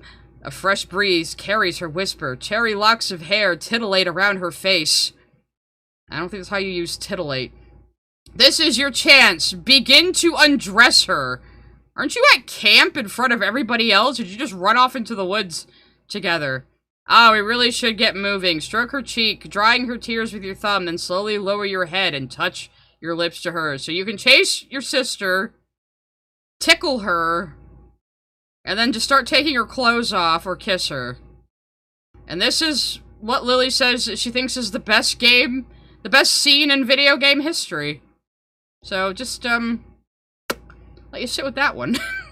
the bleak situation the two were in, how they've lost their souls and are slowly dying, and they even have a battle they might not come back. And of course, after she's laying on the ground under you, saying things like no and stop, your first instincts are to take off her clothes. That's, yeah, that's cool. Despite the bleak situation the two were in, how they've lost their souls and are slowly dying, and they even have a battle they might not come back from on the horizon, these two are still playing around like children. After all of Spellhold and all of the Underdark, this is some much-needed levity. Yeah, why does T.C. Dale, incest writer extraordinaire, write them in such an infantilized way? Especially Imoen. She definitely writes her as, like, an anime waifu sister, for fuck's sake. The only safe point where the player can actually go for the romance, by trying to kiss Imoen. This results in the two having sex in the grass. When the ward wakes up, Imoen is actually— well, there you go! She confirmed it. You could run off tickling your sister, and then fuck her in the woods, and then come back to camp. Excellent. This results in the two having sex in the grass. When the ward wakes up, Imoen is actually missing, standing far from the group. She doesn't want to talk about what just happened. It isn't until sometime after she's got her soul back from Bodhi that she finally wants to talk, where she tries to back out of it, citing the fact that— she tries to back out of it? I mean, what? You pinned her to the ground in the woods and started taking off her clothes, and she has, not so great feelings about that. And you think this is great. I think it was wrong, a huge mistake. We've both been through so much together, and with everything that's happened, we were just caught up in the moment. They're sisters. She wants— I have, like, never just gotten caught up in the moment with a friend and just, like, started making out. That's weird. Wants to just forget it ever happened. The dialogue option that actually works is both very simple and cuts Imoen looks away, her voice dropping to a whisper. I don't want to lose our friendship over this. Can't we just forget it ever happened? right to the heart of the issue. All right, tell me you don't love me, and I'll... Okay, So, tell me you don't love me, and we'll never talk about it. That's so manipulative. No wonder Lily likes this. Okay, fine, we'll never talk about it again. Just tell me you don't love me, then. If you really loved me, you'd be okay with it. No wonder you like that answer, Lily. What else can you say? I guess you're right. We made a horrible mistake. Let's just remain friends. There's no way we could pretend. If we don't talk about what's happening between us, we'll lose our minds. Stop lying to yourself, Imoen. Don't you see? There is no going back. We fucked once and you're mine forever. There's no going back. What great writing. I love you, Imoen. You know what? Go to hell, Imoen. I'm sick of being toyed with. Or Lily's favorite answer. Very well. Tell me that you don't love me and I'll forget about this thing which didn't happen. I mean, it's right above the fuck off one. You can, like, intimate that this is not, like, a good answer. But yeah, okay, I'll forget we ever had sex as long as you tell me you don't love me. Saying to this woman struggling, who's been your best friend since you were kids. Okay. Okay. issue. All right, tell me you don't love me, and I'll forget about that which didn't happen. Imoen can't even bear to say what the ward is asking her to say, confesses that she loves her, and makes the same argument, to which the ward presses anyway. Now the... Okay, fine, I love you, but it was a mistake. That was a dialogue we read before, and then... that's what you're gonna say, the incest issue, blah, blah, blah, yeah. entire video so far, I've been talking about how this mod forces you to address that, and you're probably wondering in what way. The conversation does go into all the usual fandom rules. I mean, you can say it's a mistake, yeah, let's forget all about it. You can choose that option, Lily, but of course, you act like your choices are the only canon way to play any video game. Lawyering, but rather pointedly, Imoen isn't having it. It ultimately fails the romance, and there's nothing more to be done. The only choice, the only real choice, is very simple. I don't care. Okay, and does that put you on the friendship or the romance path, Lily? You can lather on all the excuses in the universe, but at the end of the day, they are only ever flowery, cowardly versions of I don't care. Imoen doesn't even care, as after enough pressing, she confesses her real fears that the ward might hurt her, which is, okay, it's not an unfounded concern, but it ultimately doesn't matter as the two kiss anyway, and Imoen even... So they... Well, no, that looks like it's a choice to kiss her in this scene or not. So basically she's acting like, well, the only real choice is just to roll with the incest, you know, for immersion and storytelling, guys. Nothing I could do. I gotta go with the incest path, guys. So, let's see what she says. Forgive me, please. I was so scared. Forgive me. She cuddles against you as much as she can. Okay, whoa. What leads to this? What fucking leads to this? So... I love you, all right. It doesn't matter. What did you pick? Only ever flowery, cowardly versions of I don't care. Okay, so she picked But I Love You. And Imoen says, What if you hurt me? Imoen doesn't even care, as after enough and she picks Hurt you? Why would I hurt you? When you were everything to me, I would die for you. How could I ever bring you harm? She confesses her real fears that the ward might hurt her, which is, okay, it's not an unfounded concern, but it ultimately doesn't matter. Imoen holds you tight enough to make breathing difficult. After a few moments, you hear her whisper under her breath in faltering words between sobs. God, this is like... Oh, this writing is awful. As the two kiss anyway, and... Forgive me, please. I was so scared. Forgive me. She cuddles you, and then you can choose to kiss her. You can say, there's nothing to forgive, my love. Continue caressing her, letting her calm down. You're there, you love her. So this is all just after you say, I love you. So this is the romance path.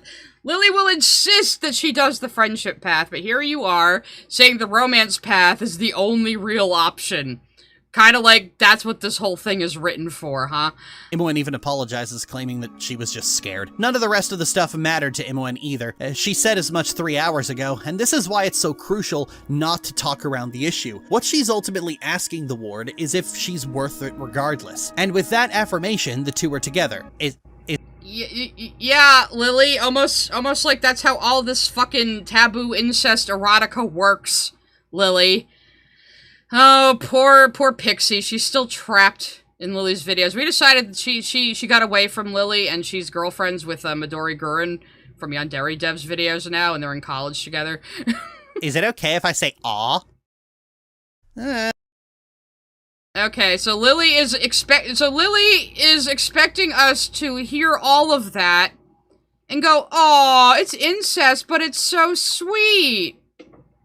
Like, no, Lily, only you and only you and the 7 people who like this mod think that way. Only people fucking obsessed with incest like you think that way.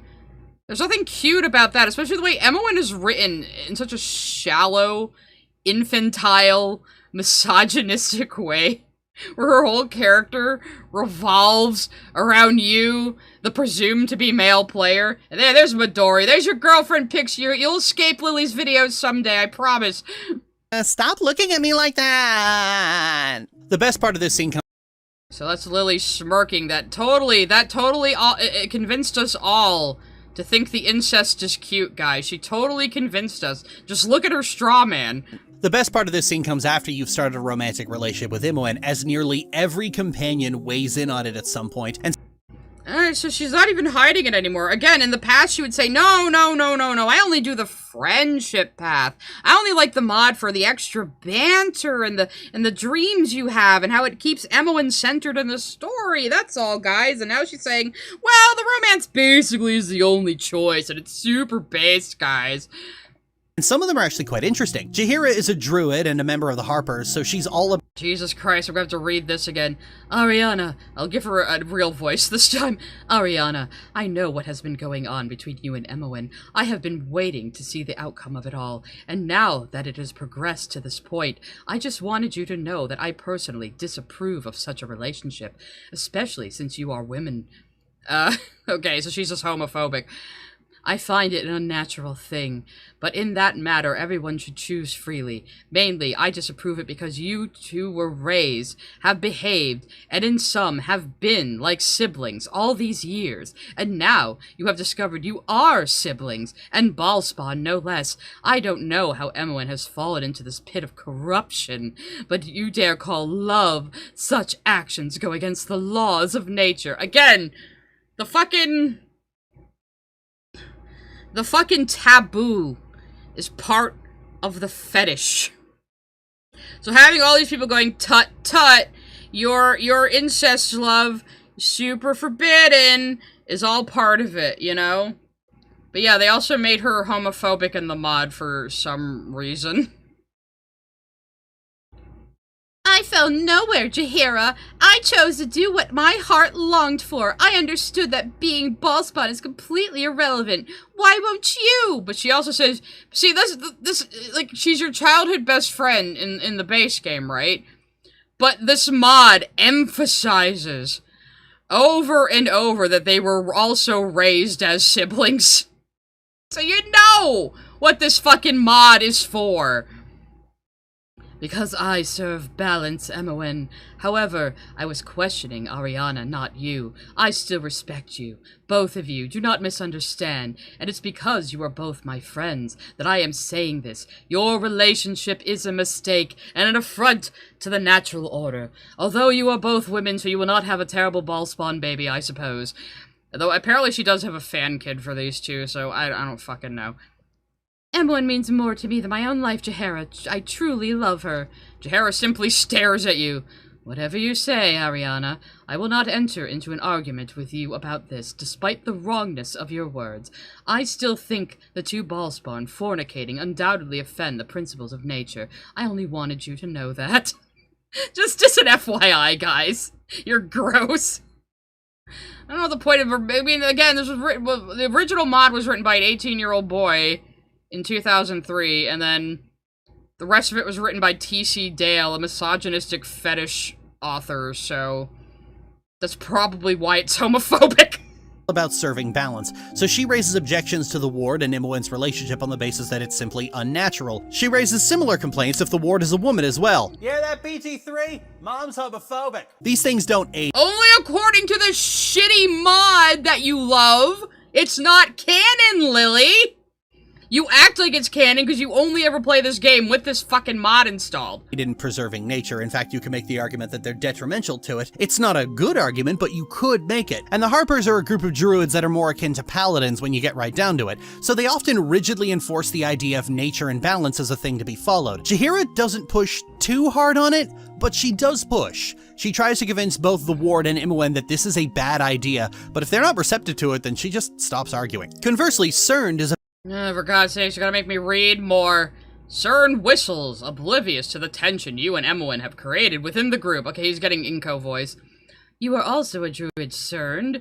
Do you agree with Jaheira about Imoen and me? Jaheira is a wise woman, but nature holds many paths for her children. What is natural for the spring blossom is not natural for the winter fox. The fuck does that mean? Many animals will take mates among their own family if other mates are not available. People look at you and you see an elf, but I think that's not what you are. You are ball-spawned, and it is your nature to seek out your own kind, just as all nature's creatures do. That will have taken Imoen as your mate if anything but unnatural. So he's saying, because incest happens in nature, this is fine. Because he's a druid. I'm a druid. You know, animals sometimes fuck their siblings, so I'm pretty sure it's fine. Pretty sure. Why haven't you spoken of this before now? Why should I have? Who would you choose as your partner has no bearing on me. Even though we are both women, doesn't that concern you? Mod, why do you keep bringing this up? Of course not. I have lived in nature's bosom and devoted my life to her creatures. Do you think I have not seen buck pair with buck or two peahens tend a single nest? Such things happen. It too is natural. Okay, so they're saying because homosexuality exists in nature and incest exists in nature, both are completely natural for people.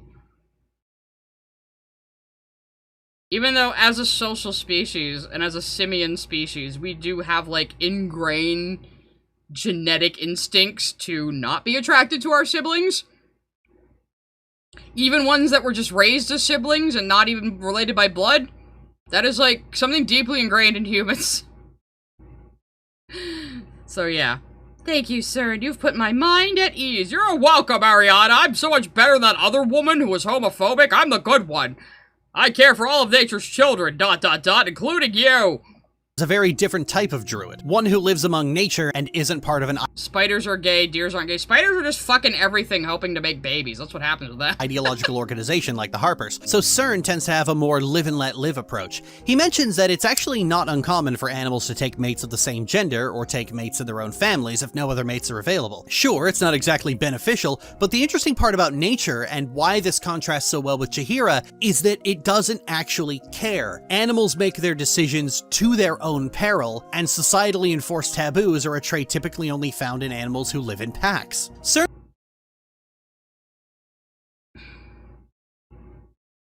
Yeah, but those are animals, Lily. They are not on the same order as we are. They are not the same level of intelligence that we are. You can't just say, well, animals fuck their siblings sometimes, so it should be fine to fuck my sibling. No. Cern even suggests that being a ball spawn means it's only natural that the ward would seek out her own kind, suggesting that the Yeah, well, no wonder the incest mod is making excuses for incest and comparing it directly to homosexuality in the same mod that they're really homophobic in. And also have a potion of sexual orientation change. So like conversion therapy, only it's a straight woman becoming gay. Ballspawn are actually a race and not a lineage. Jaheira speaks of the Ballspawn as an aberration of nature, while Cern I mean, they're not a race, they're just like the mortal children of like a god, right? That's how I understand it. suggests that the Ballspawn are natural simply by the fact that they exist. I really like this exchange. I like how it speaks to the wildly different attitudes that two people of the same class and alignment can have just by virtue of how they view that which defines their class. And I especially like that Jaheira is the one who takes the opposing viewpoint. I think it's very in character for her. She speaks simultaneously as a servant of nature, but also a concerned and disapproving parent. And I like that they gave the really nuanced and interesting viewpoint to Cerned, a character who was otherwise largely ignored and never used because his class is bad.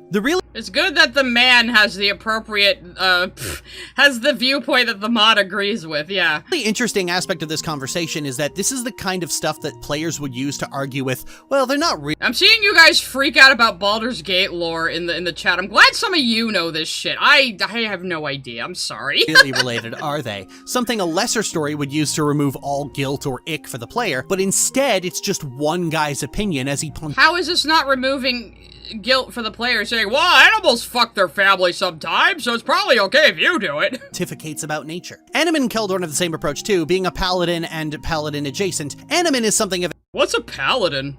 Anyway, no more dialogue to read. Try as I might, I cannot believe what I see. A perversion, 2 siblings, 2 women no less. Why do you guys keep hammering in on this? Pawing at each other with all the decency of 2 slavering dogs. If you have any shred of righteousness in your heart, Ariana, you will cease this depravity before it goes any further. Imoen shoots you a dark glare. Thanks for telling the whole damn continent, Ariana.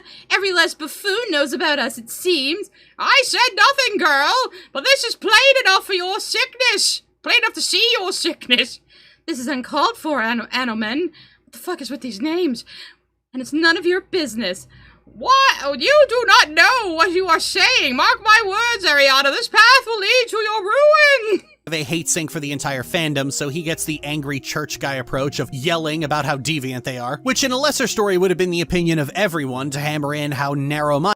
In a lesser story, it would have been everyone's opinion that fucking your siblings is deviant and perverse behavior, but not in this one, because it's just that good, guys. Everyone is, and here it's just one guy whose abrasive personality has been made abundantly clear for a long But then the other chick also was against sibling fucking, most of the other, and then that was a bit of my Insano voice, wasn't it? time. Keldorn, on the other hand, raises objections. Oh my god, another one! Ariana. He looks like he'd have a deep voice. Keldron slowly alternates his gaze between you and Imoen. God, why did you pick this fucking font, Lily?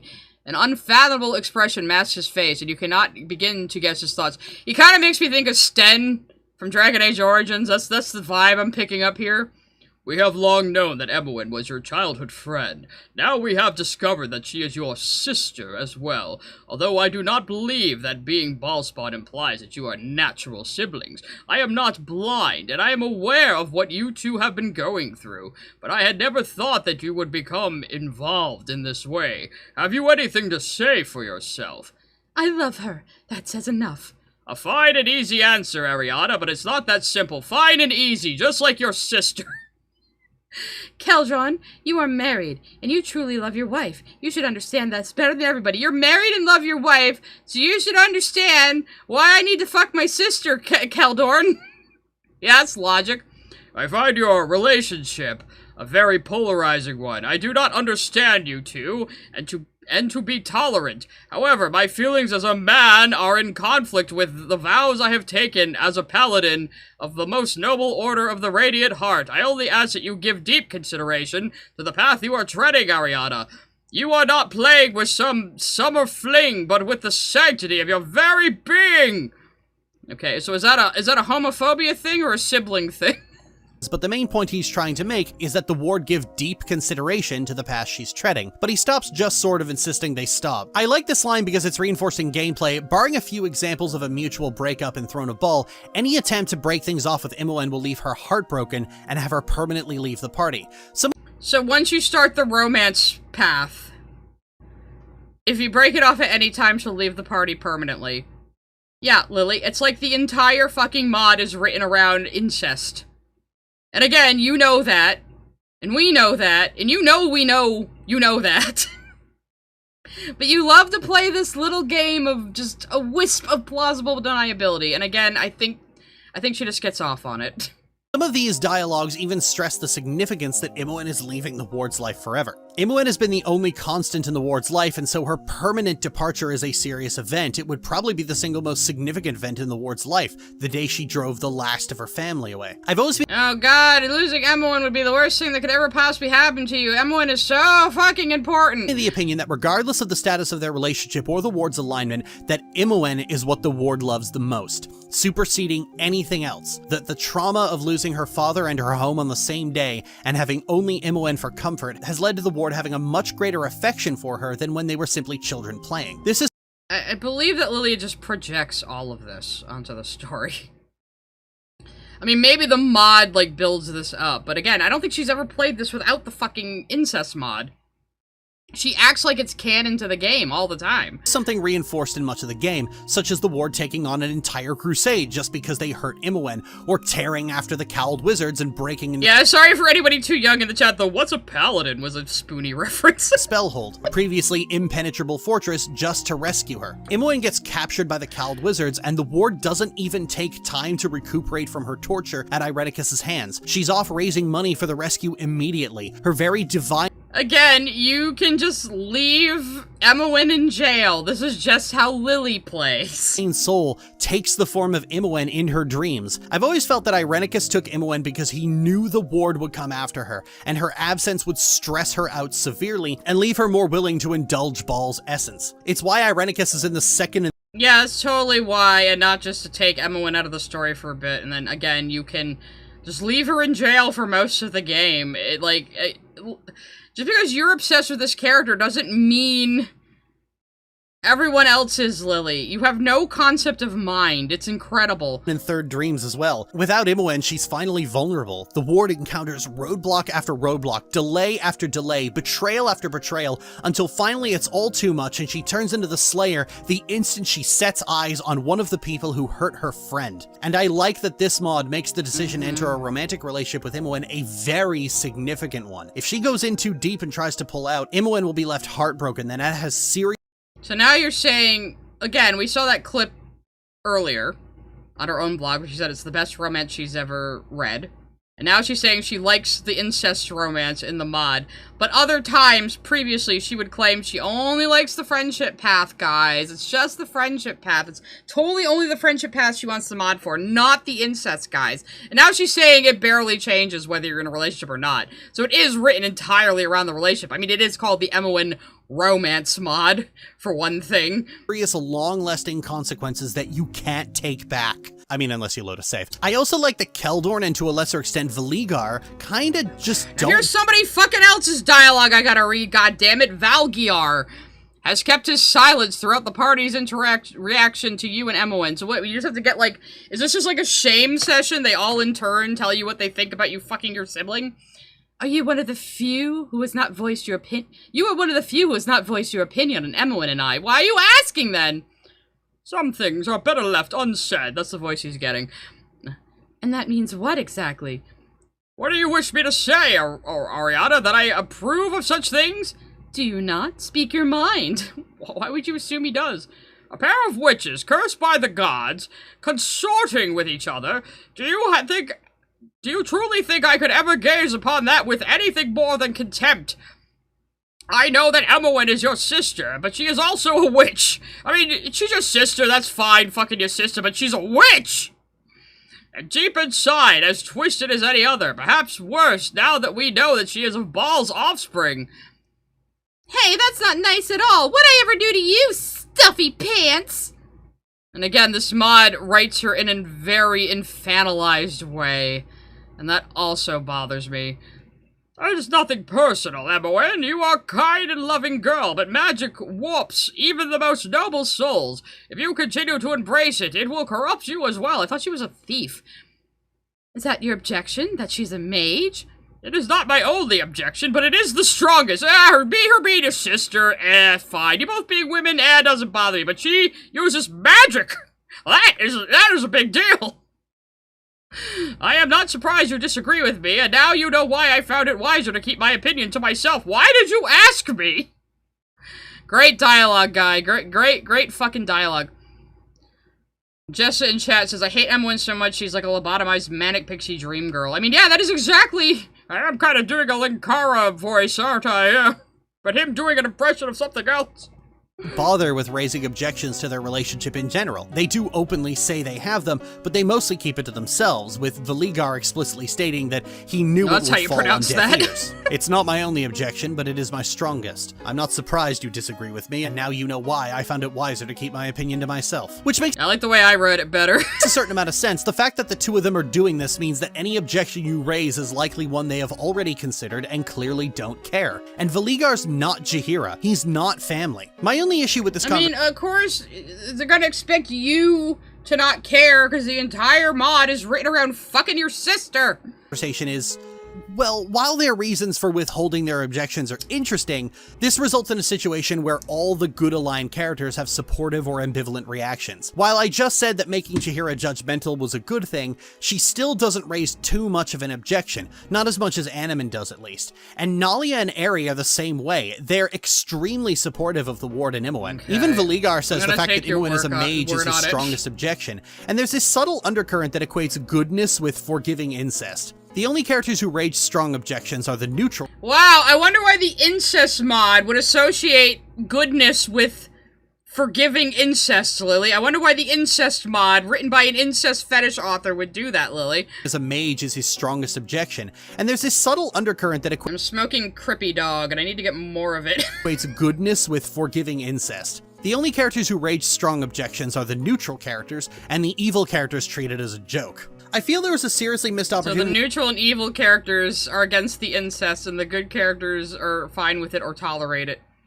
And we're surprised. To have good aligned characters raise objections that are more emphatic, perhaps even leaving the party because they can't abide what they're doing. That having been said, the contrasting elements between characters of similar disciplines does remain very interesting, and the conversations with people who know the ward very well, like Viconia, seem to act with a certain degree of ambivalence. This is probably the most fun part of doing this, as you get to have some really philosophical conversations with some of the characters. This is the Are you confusing ambivalence with apathy like many people do? I'm not sure how she's trying to use that word. real strength of this story, as it really makes you sit and think about what Ambivalence means you don't know what to think either way, and you're kind of like between two opinions. But some people use ambivalence to mean like apathy.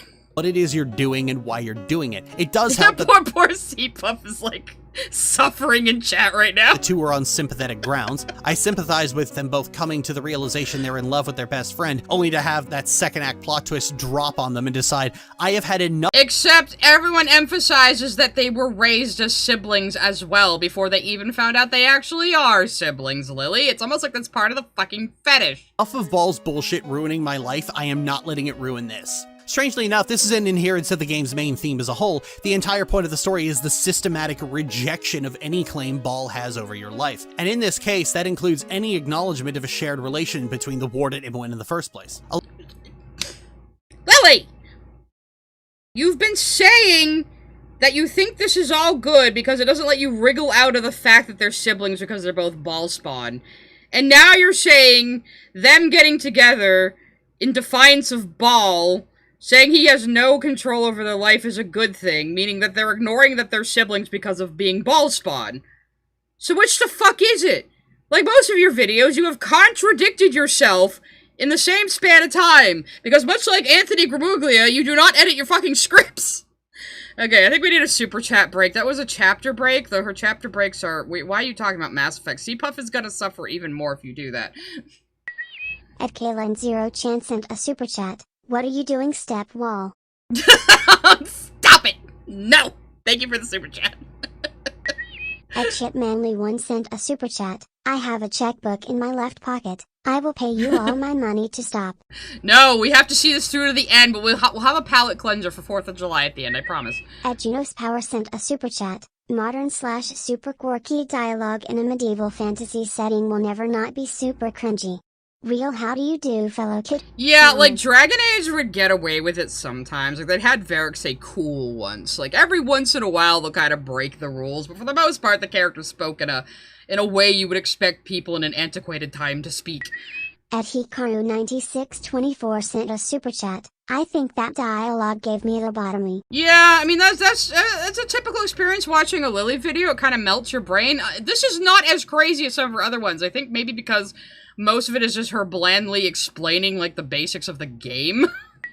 At Silver-Haired Freak 25 sent a super chat. I've never played Baldur's Gate, but this dialogue seems wildly inappropriate. Yeah, indeed. Like, her saying, like, she's the uber mage extraordinaire and saying, like, stuffy pants? What the fuck? Adobutsu001 sent a super chat. Whenever I start thinking my writing is terrible, I come back to this and realize I'm doing just fine. Yep, all you have to do is go find the Imoen Romance Mod dialogue. Sent a super chat. Why did this mod make Jaira, white flag emoji, rainbow emoji, phobic? White flag emoji, I don't know. Rainbow emoji, phobia does not exist in Baldur's Gate. That doesn't surprise me. A lot of fantasy settings are kind of like chill with gay shit. Dragon Age was also like that. But, like, it seems like the teenage boy who originally wrote this and TC fucking Dale just really wanted to hammer this point in of, you're both women! So, like, the green-haired friend from Modica. Girls can't love girls! Girls can't love girls! At the _space frog sent a super chat. Bad Lily. Desk microwave privileges revoked. Oh god, I wonder if she even remembers that. I joked that Lily has a microwave on her desk, because in one video I heard a couple of beeping sounds followed by like a and I joked that it was probably a fucking fan. It was probably a standing fan, but I joked that it was a microwave on her desk, and she really hated that for some reason. At Jessale sent a super chat. 1,000 years into the no-goon dungeon for you, Lily. She would die if she can't goon, I would say. At Hikaru9624 sent a super chat. This is for the Mega Man fans. We owe Battle Network, BN4 in particular, an apology for its dialogue. Load show and Lex Golan or Masterworks. At Danny_Strava sent a super chat. I'm so scared. It probably will get worse. We have a bit to go. You don't want the super chat to get censored, that's fair. At the Master Clockwork sent a super chat. I knew what you I'll meant. never be alive. This is a real scenario that you're so horned that you get lost in the moment and cannot help yourself. Sounds like rap apologizing. Yeah, I mean, like, At in the a fictional Master story, Clockwork sent fine, a super but... chat. It's only guy if the wall spawn are touching. Yeah, it's only gay if the balls are touching. But no, it's a typical, like, bodice ripper romance fantasy type thing. Like, oh, you're so caught up in the passion, you just start fucking in the middle of the woods, you know?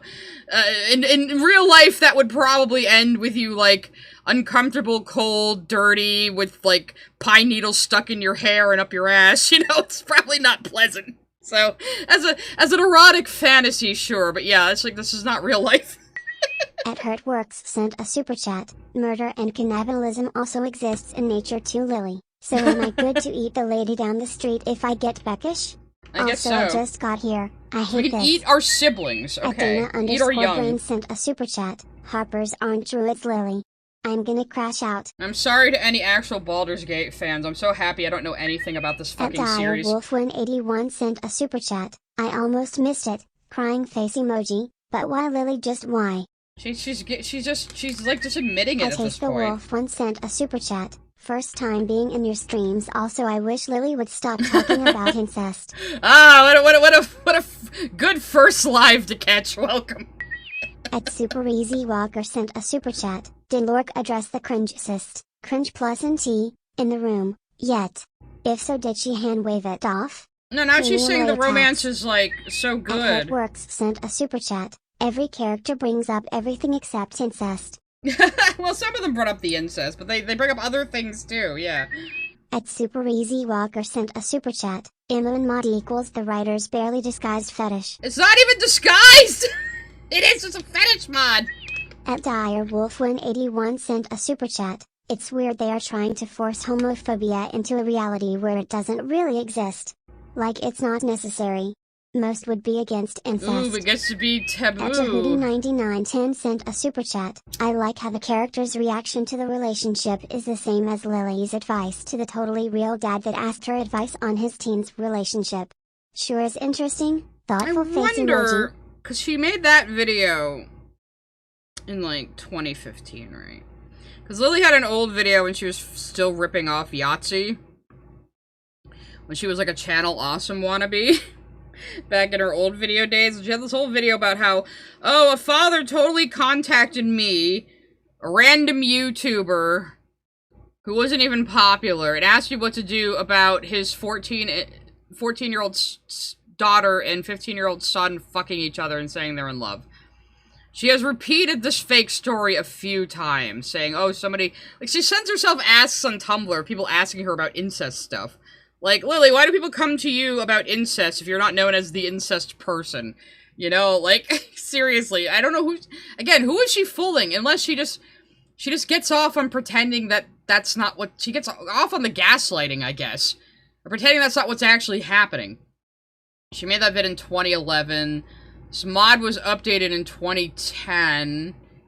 She's possibly been playing it since around then. So, that does line up a bit, doesn't it?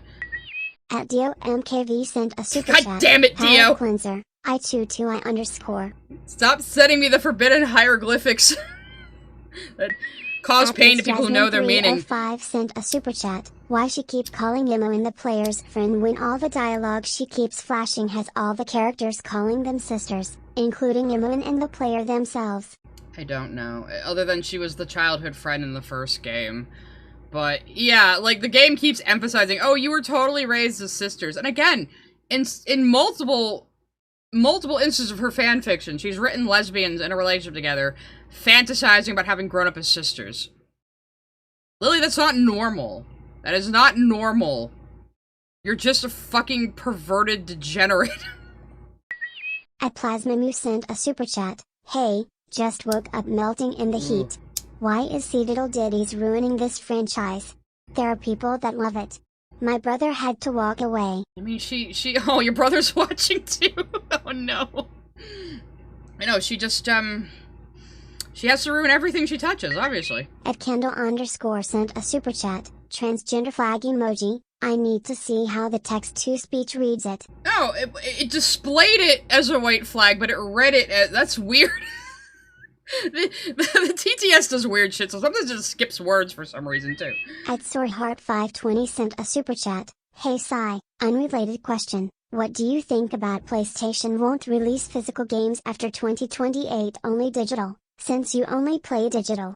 I mean, I gave up on consoles a long time ago and just became a fully PC gamer, so I don't really care, but it's just more of like, why buy a console that's just a shittier PC, you know? Pumpdum sent a super chat. I'm playing Disco Elysium never appeals to Lily. Bro, she wouldn't understand it. I'm not even saying, like, you have to have a high IQ to understand Disco Elysium, but she really wouldn't get it. Like, damn, I don't even get parts of it. I'm having a great time with it, though. Come by the Disco Elysium stream some night. They're great. Well, we found out that Kuno and Kuno S aren't actually siblings. I just kind of assumed they were, but they're not.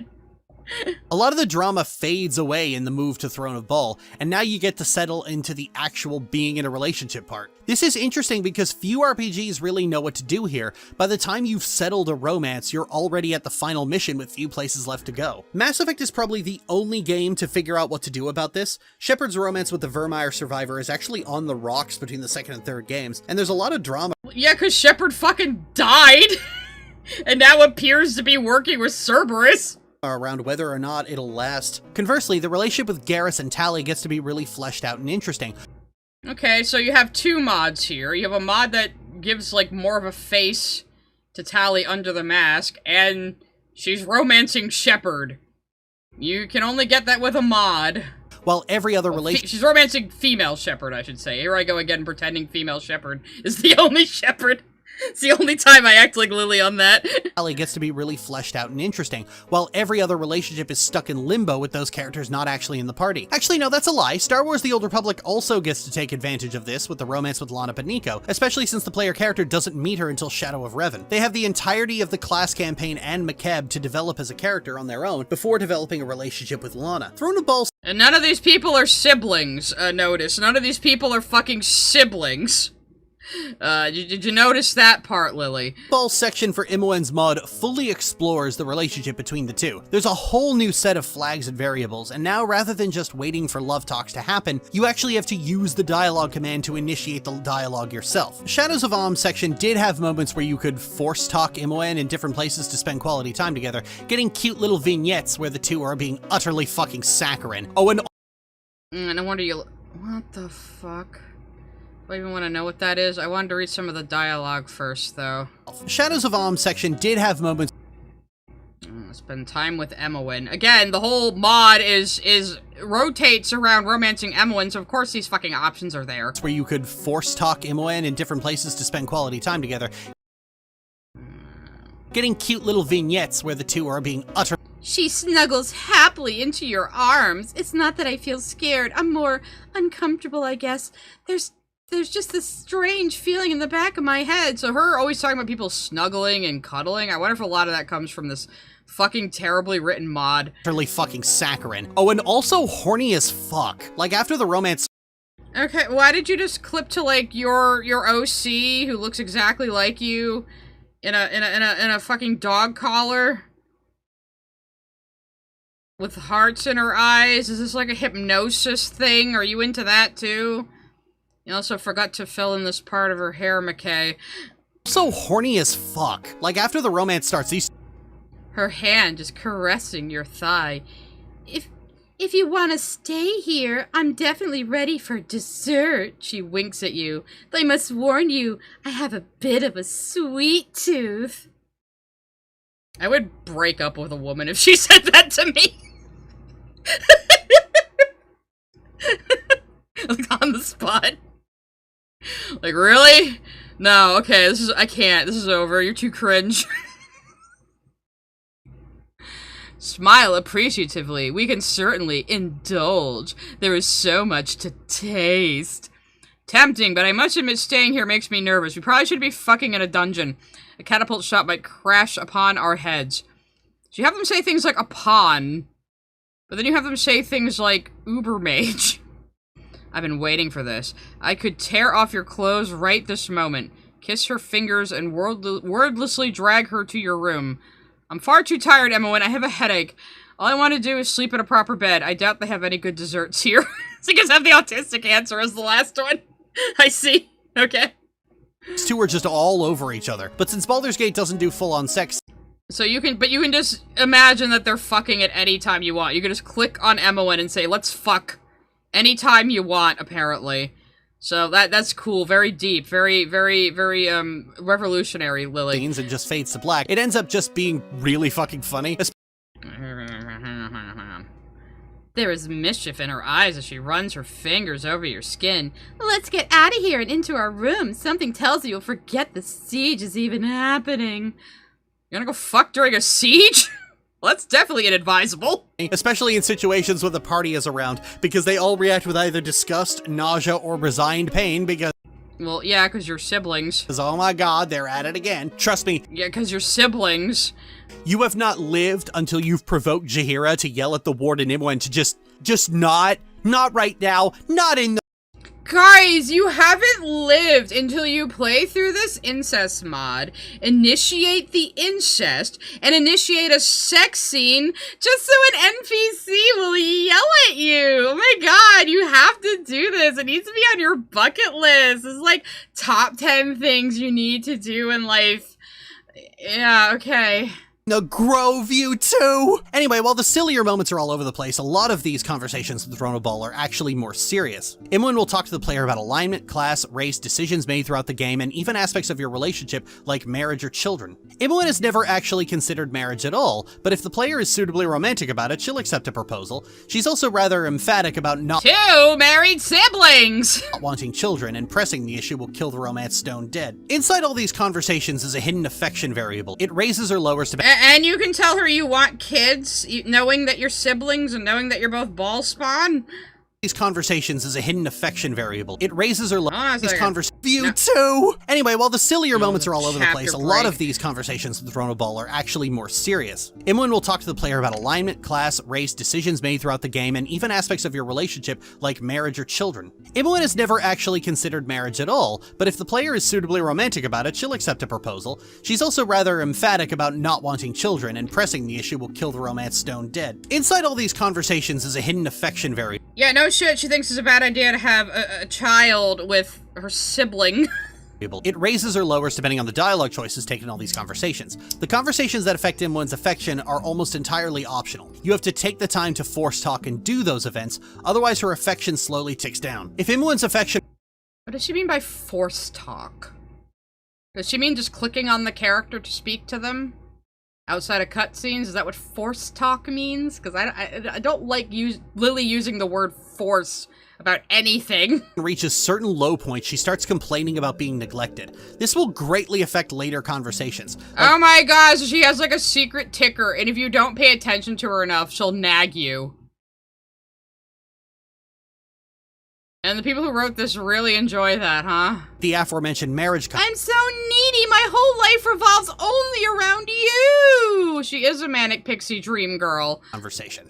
Think about how unusual it is to actually have neglect play a factor in an RPG romance. Thronoball does a lot with this mechanic. The two can have their relationship turn sour, break up, get back together. If Imoen's affection gets especially high by the time you defeat Balthazar, she'll be considered madly in love, and that affects the epilogue. The outcomes of certain conversations also affect the epilogue, leading to 44 different variations, and we're still only on one of the two possible routes. The ending is probably what gets me the most because there's a secondary factor, alignment. Most people probably didn't think of their alignment when they make their character, since you could take an evil alignment and then be a heroic do-gooder anyway. Nobody thinks about their alignment when starting a D&D RPG. No one ever.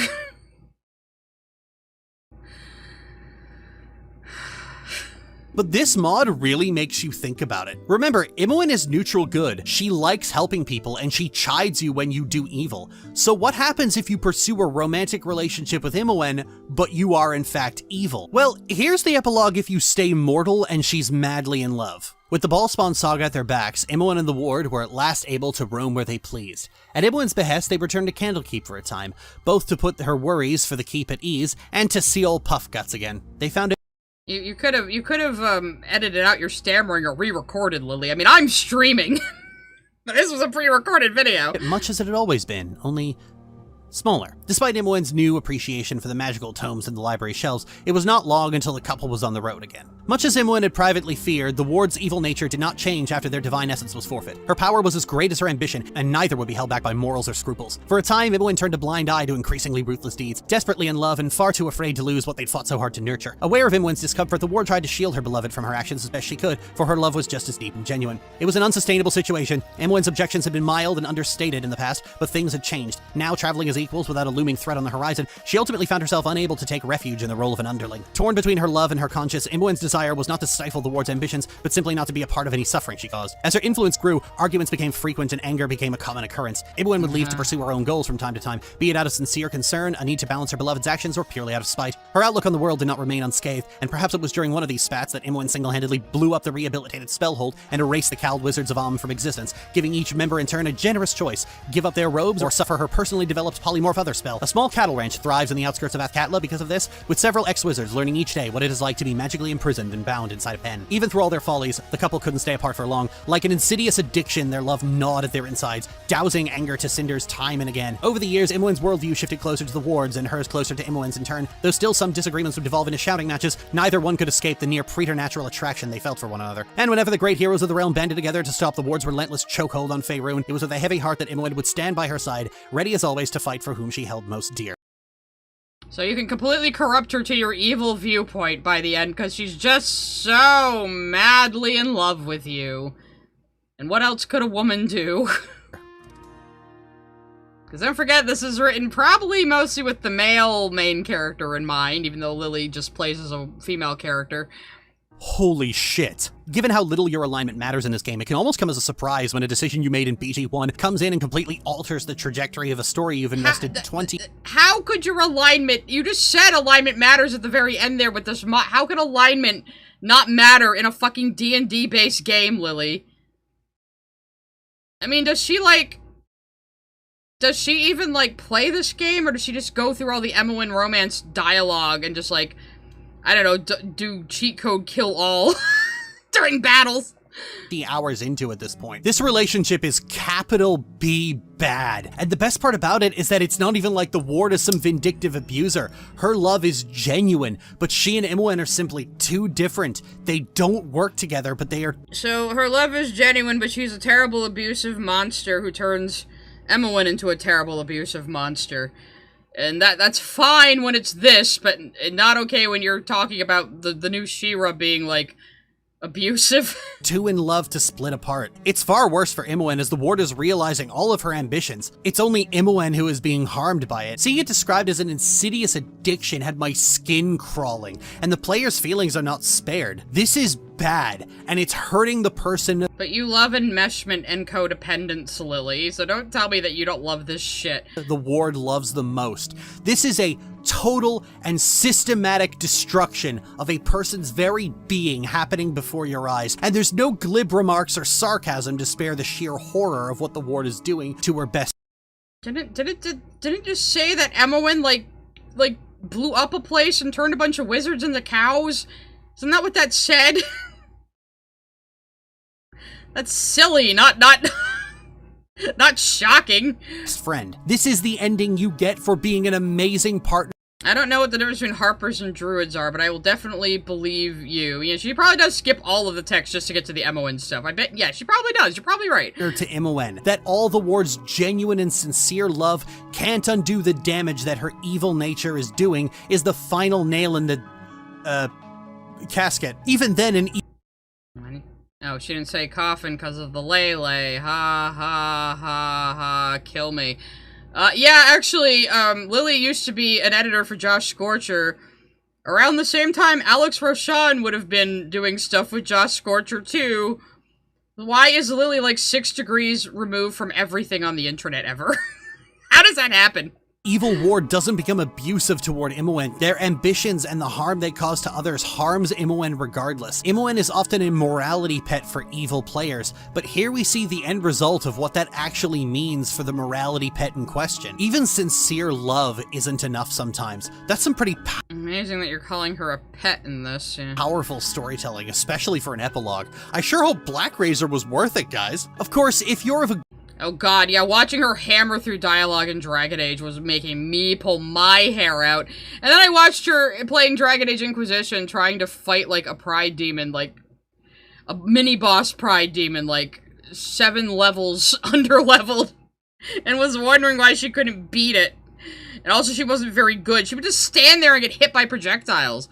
Good alignment, then this ending is swapped out with the ward and Imoen being heroic do-gooders, whose love is as unshakable as their Thaco bonus, which is certainly cute. Now that's not to say everything here is hunky-dory, because an area where the mod is at its weakest is... Yes, that Alex Roshan used to do, voice Kane and Digital Circus used to do stuff with Josh Scorcher, apparently. When you first enter the Forest of Mir's temple. Here you encounter a Wraith of Gorion who chastises the player for betraying the ideals he taught her and becoming a ruthless killer. This is actually part of the base game and includes a section where someone connected to your romance will appear and torment them as well. Something that the Enhanced Edition and every romance mod includes their own versions of. Imoen Romance has one like this, and in true Imoen Romance fashion, it's about 5 times as long. The entire Candlekeep gang shows up and laments how the 5 destroyed Candlekeep and blames the warden Imoen for it. Then Winthrop shows up and tells Imoen he doesn't care about any of that, but he is disturbed by the news that they're now together. This is the weakest scene in the game because it's mostly the Wraiths performatively gagging and heaving, while Imoen and the ward yap about how love is love and they're all being mean. For a mod... if people gag over the idea of incest, they're just being performative, guys. They don't really think that. Who could possibly find incest disgusting, especially when it's coming out of the mouth of Lily Orchard? But you just said this whole scene is supposed to be like your love interest sticking up for you against the ghosts. So that's what they're doing in the mod too. So why are... Again, the taboo is part of the fucking fetish, Lily. That's like, oh, your brother and sister. Ooh, you can't do that. Ooh. You can't have sexy times. Well, tell us all about it, though. You know, like, oh, hi. Hi, Random Sky Guy. You're a little late. I will not explain anything. Where just a few hours ago I was talking philosophy with a druid and having a paladin warn me about the gravity of my decisions and how my situation makes those decisions 10 times more important, this is extremely facile and dull. The Shadows of Portion treated this with the seriousness it was way better when the paladin lady was being homophobic to me, it deserved, and made the decision to engage in a romance in spite of that both difficult to actually pull off and have the weight it should have. The Thronoball segment does away with that in favor of soapboxing, which is sorely disappointing. I've said it in the past that Imoen Romance is my favorite RPG romance ever, and that is entirely down to the fact that it is so unbelievably expansive. The sheer variety of outcome, the details in how our relationships work, the cute little moments of random affection combined with serious questions about their future, all speaks to a level of care and attention to detail that you just don't see in any other RPG romance. The only thing that comes close is the romance with Garrus in Mass Effect, and that's largely because it follows the same structure by taking advantage of 3 campaigns to go from friends to developing a romantic relationship to then exploring that relationship. But You can't even romance him till the 3rd game, though. even then, it lacks the sheer And we are going to romance Garrus when I play Mass Effect on stream, because I think it'll be funny. variables, mostly because a fully 3D game is just incapable of being as big and expansive as the original Baldur's Gate trilogy was. And there's a good reason why we've never seen anything on the same level before. Imoen Romance is so expansive. Wait, so she's saying this fucking shitty-ass romance took them 23 years to complete? Because it was badly coded, is, like, better than the entire Baldur's Gate trilogy? Really? Because it's a passion project dedicated solely to Imoen, and it's a mod, so finding— Yes, it's an incest project, it's a fetish project dedicated to this minor character who is not as important as you think she is. So, yeah, it gives you exactly what you want. Or did you— I wonder if she played Baldur's Gate 2 in the first place. Because she heard there was an incest mod. I wonder if that's why she's so fucking attached to Imoen. She makes it like, well, Imoen's so enjoyable and I just wanted more of her. But, like, you are so obsessed with this character and you always act like this mod is, like, canon. And is the best fucking thing ever. So I'm wondering if the incest mod came first. Because this doesn't seem like a game she would just play on her own. Is it maybe her family had, like, an old CD of it from, like, the library or something? I don't know. Financial costs aren't a factor. Large mods for you Baldur's have Gate to start. 2 You have to start the Garrus romance in 2. Okay, good to know. It's been a while. So I usually romance Liara because what the fuck other choice do I have? Because they won't let me romance Jack as a female shepherd. God damn it! They're expensive nor time-consuming to make. In a conventional video game, rather than give every single character a real story to follow with regards to their relationship to the player, more time is spent making a variety of characters, all with shallower stories and relationships, and with no previous ties to the player, because it's more financially viable to present gamers with a collection of waifus to pick from than writing You say as you are gushing about your waifu this entire fucking video. Imoen is a minor character who isn't that important to the plot, that people don't gush over as much as you do, and she's your fucking waifu, and honestly, you think this is better than Baldur's Gate 3's writing? This shit? I get the point, goofball. Well, you enjoy your whole slashy-bashy thing. I'll stick to being the uber mage extraordinaire. You really think this is the best writing in gaming? You really? Okay. And of course, like, full disclosure, I have not played Baldur's Gate 3 yet. I don't really know anything about Baldur's Gate, other than it's like D&D. an actual romantic story. I think it would be interesting for a traditional Bioware-style Western RPG to have only one romanceable character and spend all the time that would have been spent mocapping sex scenes on making that one story as good as it can possibly be. But if you do you think they mocap sex scenes? something out there, like make them the wrong gender, or if their tits aren't big enough, or if they're Oh, okay, so first we have 2 Nom Nom Nami games. And Nom Nom Nami is this, person Lily has been obsessed with lately. Loves her games on itch.io. Nom Nom Nami had a controversy, and she confirmed that this happened. She, while she was like 20 or 21, she went and visited an online friend of hers who was like 16. Lied to this teenager's parents that she was also a teenager. Slept over in this 16-year-old's bed. And made out with them a bit. And she admits to this happening. So Lily loves this other pedophile who makes these lolly slop games. This is her character from Dragon Age Veilguard, which I am going to assume is a face she downloaded from somewhere. You know, probably got this off Nexus mods or something. Face isn't anime jailbait enough, or if they're black. Is that Baldur's Gate 3? I don't know. What is her point? Like, she's saying people aren't attracted to characters who aren't attractive, or if they're black? Spend all the time that would have been spent mocapping sex scenes on making that one story as good as it can possibly be. But if you do something out there, like make them the wrong gender, or if their tits aren't big enough, or if their face isn't anime jailbait enough, or if they're black, then you're going to have players whining in your support forums, and no amount of talking about the story you wanted to tell is going to appease them.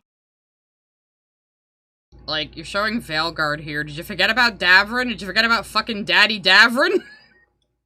Did you forget about the guy who was, like, designed for straight women? You forget about old Daddy Davrin here? Grey Warden. He'll aggro bad guys for you. That's why I always had him in my party. It's not that AAA games can't give that kind of detail, but even if they tried, a lot of those details will simply be lost to an audience that only ever skims the surface. Is that Will? I thought people liked this Will guy. I hear him talked about a lot when it comes to Baldur's Gate. So, what is she talking about? She's just saying people aren't attracted to black people. Like, what? That kind of detail, but even if they tried, a lot of those details will simply be lost to an audience that only ever in the intersection between abandonment, betrayal, and the most fundamental violation of bodily autonomy and coming to grips with one's own mortality and the scale of violence that has been done to you. Wow, a muscle mommy. You know, people can have tragic backstories and be hot at the same time, right? Skims the surface. You're doing it right now as I fucking speak. The importance of choosing to be happy and not allowing things you have already chosen to not to care about.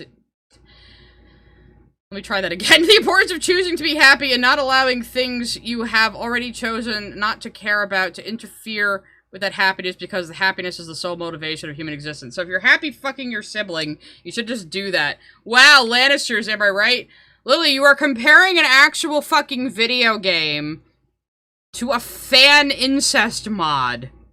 And you're acting like people widely go, this is bad because whatever. Like, nobody talks about this fucking mod except you. Nobody! I have never seen anybody else talk about this shit. So yeah, people aren't fans of incest, and you're not going to convince us with this, Lily. To me, the Imoen Romance Mod is the platonic ideal of how to do RPG romance, not because of its... The platonic ideal of how to do RPG romance is incest. Preferably between sisters. I see, Lily, I see. Subject matter, but simply because of how in-depth and how detailed it is. And when it does... In-depth and detailed. I'll stick to being the uber mage extraordinaire! You know, like, yeah, so detailed, so brilliant writing, definitely worth it, despite the subject matter. The subject matter being fucking incest. Let's get into controversial subject matter. It treats them with a level of seriousness I've not seen many stories do. I do think the story is genuinely good, and really makes the subject matter work about as well as you could make something like this work, but the... How come that doesn't count for the Lele, then? In your mind, I'm wondering. The point I'm trying to make is that I want something of this size and scope for everyone. Does your RPG let you initiate dialogue with your love interest and have location-specific quality time and couple interactions? No. Yeah, several Dragon Age games do. Also, does your RPG let you fuck your sister? I don't think so. This is the best thing ever made, says Lily Orchard. Oh, well, they fucking should. But we're not through yet. There's still the friendship route. Now, as I mentioned, a lot of the conversations... yes, the one you claim is the only one you totally play this mod for before, even though you've been, like, praising this romance this entire time. And optional discussions are the same. The only difference is the ability to spend quality time with Imoen doesn't exist here, which I find disappointing. On the friendship route, this is your best friend we're talking about. There's no reason most of the quality time conversations can't still happen. But still, you can have a lot of philosophical conversations about class, race, alignment, the whole shebang. If anything, the similarities between the friendship route only highlights the close bond that Imoen and the ward have, regardless of their relationship. While a lot of drama is made about a potential romance, the reality is the relationship doesn't change that much, save for some making out on the romance side and Imoen being a useless lesbian on the friendship side. Of the two, so, like, she can still romance a male Gorian's ward. So is she only a lesbian on the friendship path? Is that what you're saying? And she gets another woman to take a potion that changes her sexual orientation? You haven't mentioned that yet. So the only difference if you go in the friendship route is if they don't make out and you can't have sex with her anytime you want. That's the only difference. So why did you go through all that stuff glazing the parts where you can fuck her? If nothing changes, or not much changes if you don't have the romance. And you were saying, like, the romance is, like, the only way to go for immersion or whatever. I actually like the friendship side more because it slots in nicely with a lot of the stuff I've written myself lately. The friendship route is also the only route where the two acknowledge each other as siblings, as on the romance route they reject any familial connection entirely, and Imoen will even become insensitive. You show dialogue where your character can say, is it the incest thing? And people will talk to them about having been raised as siblings. People mention it all the fucking time, and they don't argue against it. Where was it, anyway? I think it was in this one. We brought you up as brother and sister for decency's sake, yeah. Not in my wildest nightmares would I have imagined you do something as sick and twisted with your ball-spawn brother. People talk about them being siblings all the time, and the two of them don't fucking deny it. You show dialogue of saying, wow, it turns out we're actually sisters, wow. Like, you're full of shit, Lily. Like, the things you have showed on screen during this video contradict what you're saying right now. How do you do that?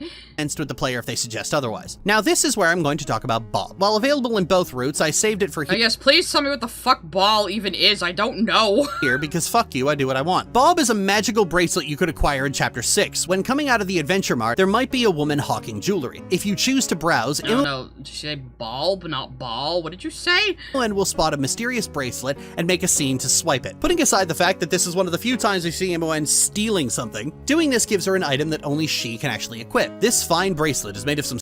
Oh, it's called Bob. Alright. Strange material the color of bronze. It is almost weightless and displays intricate carvings and symbols on its surface. They don't belong to any language you understand. It was acquired by Imoen from a traveling merchant at Joaquin's Promenade. Acquired is to be read as stolen. Its origin is unknown, perhaps a family heirloom or an ancient artifact long lost and recently recovered. It certainly does not look of recent make. It is clear that Bob, as Imoen has dubbed it, they all have these grand silly names. Bob suits him just fine. Harbors considerable power within. Though intriguing, this... Oh, she named the bracelet Bob because she's such a quirk McChungus, guys!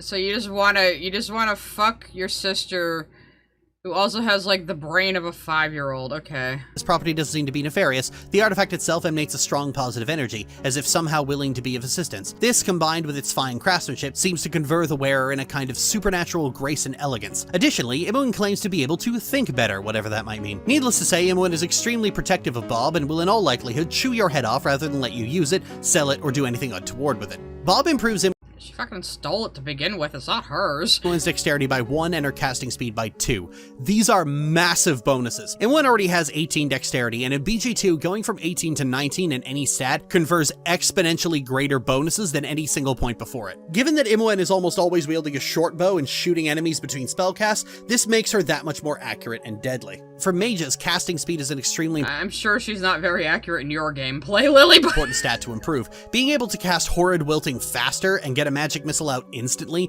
or even get a buff out faster, is not only going to win fights more reliably, it makes the window an enemy can interrupt you that much smaller. Only 2 items in the game, Robe of Vecna and the Amulet of Power, improve casting speed. Robe of Vecna is the item to give your primary spellcaster. Few people actually run Imoen as their primary arcane spellcaster. She's usually a backup, and so few have ever given her Robe of Vecna. This gives her a... Few people even, like, use her in their party most of the time, but she's totally super important to the plot, and it would be worse off without her, and we need all this extra content for her, because she's so amazing, and she's so central to everything. We need to get Imoen working. Imoen is the key to all this. Valuable bonus to her spellcasting that only she gets. Bear in mind, the popular perception of Imoen as a rogue who spellcasts on the side is very incorrect. By the end of Throne of Ball, Imoen is rocking 7 levels in Thief and 31 levels in Mage. That's how dual classing works. Imoen is an archmage who fires a bow sometimes, and also picks locks. Every other companion either starts with unique and powerful equipment or gains it later on in their quest. Imoen is the only one who doesn't. This mod fixes that. Furthermore, Bob has a questline of his own. In Throne of Ball, you can talk to the owner of Arcana Archives, who will take a tracing of the runes on Bob and research them. Catching up with him in M. Kethrin later on reveals that the bracelet is holding a trapped planetar named Serenthus, who was caged there by a demon. The bracelet's actual name is Calcin. If you make a deal with the demon, you can destroy Serenthus, draining power into the bracelet, improving its stats and granting an extra 7th, 8th, and 9th level spells, and gaining a free cast of Greater Whirlwind and improved alacrity. However, doing this disgusts Imoen so completely that if you're in a romance with her, it will end. Depending on other factors, she might actually leave the party entirely. Destroying a celestial being to steal its power is so beyond the pale for her that it fundamentally changes her opinion of you. Instead, if you're not a psychopath, you could free Serenthus, who will make a pact with Imoen. This gets rid of the bracelet, but gives her the ability to summon a unique planetar. Summon planetar is a high-level mage ability. Okay, fuck this. I'm gonna skip to the next chapter. It looks like she does talk about the potion of sexual orientation change, so let's have some supers first. A Dutch Toolkit official sent a super chat. Lily was just complaining that BG3 doesn't have sexualities, then shows a mod that makes characters in Mass Effect gay/bi. Yeah, yes. At Sawesomeness sent a super chat. I really like Male Shepard's bland stoic voice. It gives the game an old Star Trek vibe for me. I mean, that's fine. I mean, I'm on record saying I have never been able to make it through Mass Effect as a male Shepard ever, just because I don't like Mark Meer's performance. I like him. I mean, he does all the Vorcha voices, he does all the Volus voices, he's a very talented voice actor, but as a leading man, Jennifer Hale just, you know, acts circles around him. To be expected. She's a very prolific and experienced voice actor. But, like, to me, he always sounds like he's reading off cue cards over the other character's shoulders with, like, all the conviction of an ad read about butter. That's how I describe it. I can't fucking do it. I can't stand it. It drags me right out of the game. At Dana_Brain sent a super chat. Even BG3 doesn't have you duck at any time you want. You duck for specific story-related character arc reasons. Oh, I see, okay. Well, At that's kind of the same with Dragon Age. Wolfwin81 sent a super chat. How would that even work if they are both women? Oh, you mean having a ball spawn? I don't know. Magic? At Scoony the 2ND sent a super chat. Imoen will chide you if you do evil. Meanwhile, in Fallout New Vegas, one of your party members will straight up try to kill you if you're evil. New Vegas is another one I do want to play on stream eventually. At 14 sent a super chat. The fact she acts like this the most well-developed romance tells me she needs to read or watch more media. Well, so the thing is with Lily, it's like everything she was into when she was like 14 is like the only good things in the world now. So that's why she's always going back to like Baldur's Gate 2 and Kingdom Hearts and World of Warcraft, you know? Like she considers these things like the epitome of culture to which all other things must be compared. It's weird. At Direwolf181 sent a super chat. Is she supposed to sound like a child? Cringe. Like I said, T.C. Dale wrote her in a very infantilizing way. As far as I understand, Imoen is supposed to be kind of sassy and chipper, but that doesn't mean, like, talking like a fucking baby, you know? At Miss Jasmine305 sent a super chat. Chat saying the teen Nom Nami made out with was 13. Was it 13, not 16? I was too generous, apparently. And I'd have to look at the proof docs again, but that's not what we're here for tonight. At Jehudi9910 sent a super chat. Okay, I'm now convinced that this mod formed her tastes. Yeah. It fits too perfectly. The sister stuff, the codependency, the hammy lovey-dovey nonsense. It had to have come first, I'm sure of it. Yeah, you can trace so much things in her writing and her points of view back to this fucking mod. So much lines up. Lily always just reveals so much about herself with her videos. That's really why I react to her. You know? Like, yeah, I'll make fun of her media opinions too, but really, she tells on herself constantly, and when you're paying attention to the things she says from video to video, you can sort of trace a line of where she lies, you know, what her real attitudes are. It's kind of fascinating, but at the same time, I really hate that I understand how she thinks now. It does make it less fun. So it's just kind of like, I know exactly which, like, fucked up psychological part of your brain that's coming from now. At Direwolf181 sent a super chat. Carla, get tragic muscle mommy, get over it, Lily. Yeah, give me a muscle mommy and tragic, duh. At Tyler Preston 699 sent a super chat. Peter Griffin, oh my god. Who the hell cares? Oh my god, who the hell cares? Exactly. At Sofagrams 4 you send a super chat. It just occurred to me, in order to railroad the player into using Imoen more to get all the scenes, the mod gives her a unique overpowered accessory. Apparently. At Chipmanly1 sent a super chat. Stupid. Jellyfish, male shepherd. I'll give you that. He has the best line read on that one. I will give you that. Occasionally, he comes through with some gold. But it's like, man, you had Steve Blum and Brian Bloom right there. Why didn't you make them male shepherd? Can you imagine? Imagine Spike Spiegel as male shepherd. That would have been awesome. That would fuck. I would play that. But no, we got Mark fucking Meir doing his best to be a leading man. He's just not suited for it. That summons in an extremely powerful Oh yeah, I was gonna skip to the next chapter. We got talking about fun things, and I forgot the misery for a moment. one is the Aerie romance. Throughout Shadows of Om, if you have Aerie in your party, she and Imoen will become friends. This comes with its own dialogue and banters throughout the campaign, as they have a lot of conversations and play pranks on the ward. If romanced, Imoen will talk to Aerie about relationship foibles. However, if you stay on the friendship path, then in Throne of Ball, Imoen's friendship with Aerie will turn into a crush. She actually talks to the player about it, and you can encourage or discourage her to confess her feelings. However, if you're familiar with Baldur's Gate, you already know that Aerie is heterosexual. She's romanceable by the player if male and hair delise, and not if you're female. Which leads to, I'm so sorry, I don't feel that way about women. In a way, I wish I did. You're everything to me. I think so highly of you, only not that way. I can't reciprocate that kind of attraction. I'm so sorry. I'm sorry, Aerie. Did you just say you're not gay, but you wish you were? Yeah, Lily, weren't you complaining about all romanceable characters being bisexual? Or pansexual?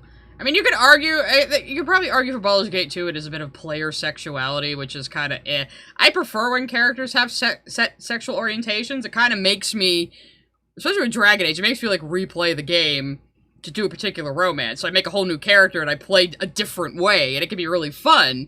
Because, like, I made a totally different, like, I made a male rogue archer when I was romancing Dorian in Inquisition, and it took a little bit for Archer to pick up, but it was kind of an itch. I'd never played Archer in Inquisition before, and it made me, I took a lot of, like, more snooty nobleman-type answers, and I unlocked dialogue I'd never heard before, so it was fun. It's a good motivation, I feel.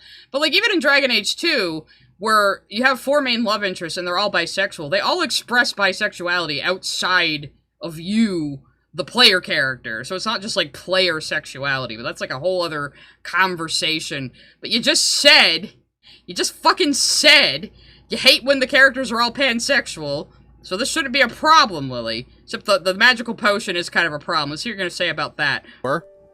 Aerie. As you continue through the campaign, you eventually overhear a conversation where Aerie has suggested that Imoen cast a wish spell to alter reality and make Aerie attracted to women. Look, it's a okay, it was a spell, not a potion, whatever. moot point, because you're not into the ladies, and there's no way I'd use a freaking wish spell on you, so the conversation's over. I don't know why you're so concerned. We won't rush into it. We'll do the research and make sure we are getting everything right. Why is this the only dialogue you're reading out yourself? Don't understand. It's not within the tried and true parameters. It falls on crapshot territory. Who knows what might happen to you? To us all. Reality is a devious thing. Try to reshape it all willy-nilly and you're just asking for all sorts of disaster. You know, I might eventually catch up to your skill in magic. I could cast it myself then. The risk is the same. Aren't you listening? Why aren't you listening to me? I am listening, Imoen. I simply think the risk is worth it. What I think is you're a stubborn, fairy-faced lummox. Remember what we— I like you a lot, so I will wish myself gay. Said no one ever. We talked about becoming old maidens, always waiting for that perfect knight in shining armor? Well, you are my knight. Who's going to come into my life and sweep me off my feet? They all pale in comparison to you. But I can't feel that attraction you feel. I just can't, so I want to fix it. Aerie! Oh my god, however deep in the closet you thought you were, at least take comfort that you were never Aerie. I'm not gay, but you should cast a wish spell on me to make me gay because I desperately want to be with you because you are fucking perfect. Lily, this isn't like a closeted gay person story. This was written by, like, a fucking 18-year-old boy originally, remember? And a kind of homophobic incest author after that. I don't think this is how these people approached this. I think these people were actually writing, let's do a sexual orientation conversion therapy spell on me so we can be together. I think that's just what they wrote, Lily. I think that's just what they wrote. Of Ariel. If nothing else I've said this entire video should have convinced you this mod is a mandatory install, this should be it, because you have— Why is this homophobic bullshit a mandatory install, Lily? Should have convinced you this mod is a mandatory install, this should be it, because you have to fucking see this shit. This is the cutest, dumbest, sweetest, most ridiculous fucking idiot plot in gaming history. It's not sweet. It's ignorant straight people writing a wish spell of gay, Lily.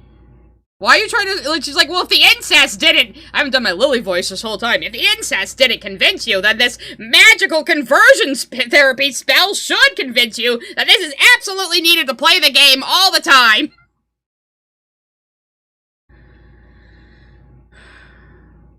Yeah, okay. 10 out of fucking 10, Baldur's Gate 3 wouldn't have the fucking balls. Baldur's Gate 3 wouldn't be retarded enough to have a straight person go, I sure wish I was gay, let's cast a reality-bending spell to make me gay. Yeah, they didn't do that in Baldur's Gate 3 because that's fucking stupid.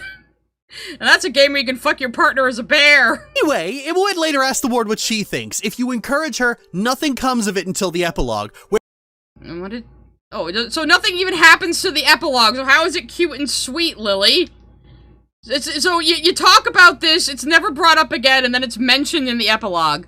Imoen says, the risks? Well, a wish spell is crazy complicated and deceptively simple at the same time. You basically wish for whatever you want and make reality bend to your will. If you wish for simple material things, or for things that have to do with magic, you know, there's no real risk. You can travel back in time and undo a recent mistake, too. Pretty nifty.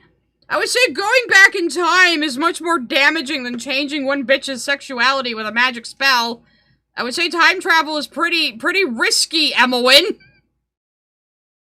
Where it turns out it worked and Imoen and Aerie are happily married and destroying tyrants together to the point. So it's like, hey, I really like you. I wish I was gay so I could be with you. Let's make me gay with magic. And then it doesn't come up again till the epilogue. But you're saying this is so cute and sweet because it's just, oh, it's just about Aerie being in the closet and not realizing she's bisexual. That's all. But no, Lily, these fucking fetishistic straight people wrote magical spell of conversion therapy. That is what they wrote. That is what they fucking wrote. Where after Imoen eventually dies of the genetic defect known as being human, Aerie goes on to promote her ideals for the rest of her long life. I am convinced that Genie didn't do a fucking thing. My only problem with the friendship route, and admittedly it is a petty me thing, is that in the vast majority of endings, Imoen and the ward go their separate ways. I don't like that. The only way for this not to be the case is if you corrupt Imoen, convince her to embrace Baal's essence, and then ascend as a god with Imoen as your handmaid. That's it.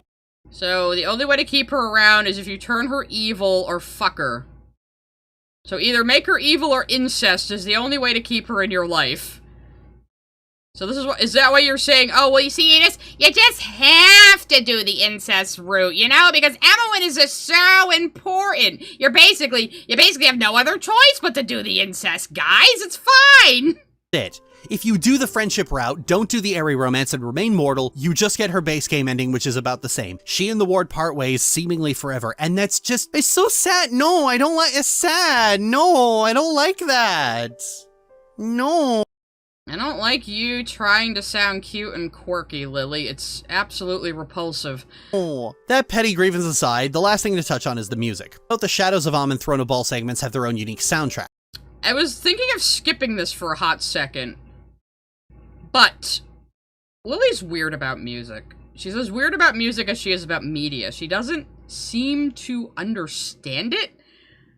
I don't think she listens to much music in her free time, and when she does, it seems to be mostly video game music. She thought Linkin Park was goth. That was one of her jokes in her Utena TTS Abridged parody. So, I'm kind of interested, but I might speed it up. we'll go half and half. The soundtrack itself is a little hit or miss. For instance, the most frequently played track, Tales. Sounds like a MIDI, yeah. Yeah, it's both very loud and very harsh. Funnily enough, it has the exact same melody of Purity. You could have turned it down in your fucking video! Another frequently used song. That's a nicer version, still a MIDI.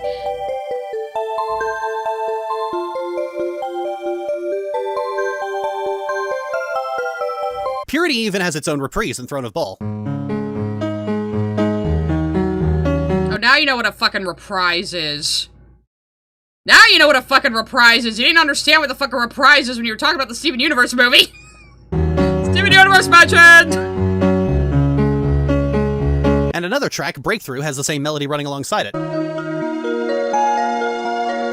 Yes, Lily, that's called a leitmotif. The other thing you didn't understand when you were talking about the Steven Universe movie.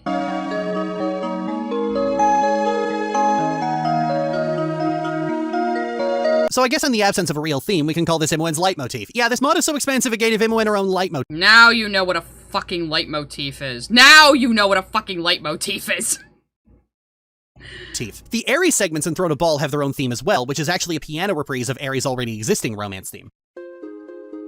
Okay. I mean, it's pretty enough, but this sounds like, you know, like RPG Maker music. Ain't got nothing on, like, Chrono Trigger or other very famous MIDI music.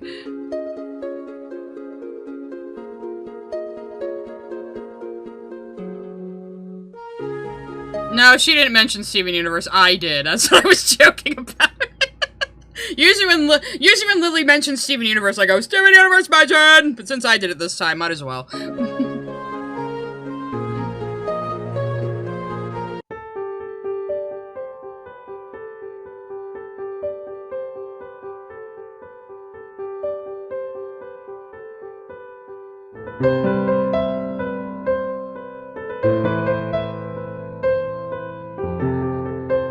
I'm not saying RPG Maker music is bad, but I mean, it sounds kind of generic, you know? Oh my god, that's beautiful. I might actually cry. The soundtrack is genuinely amazing.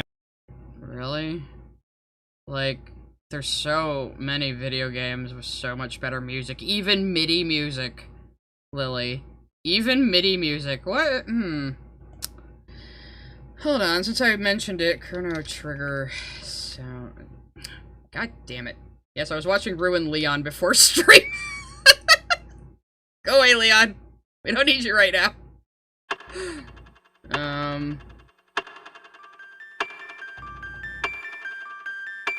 Where's the really, like, dark one from, like, the dark future? Oh, damn it, this is all in Japanese. Oh, this is a good one. So, like, this is, like, MIDI music in old games. Very distinct sounding in Chrono Trigger.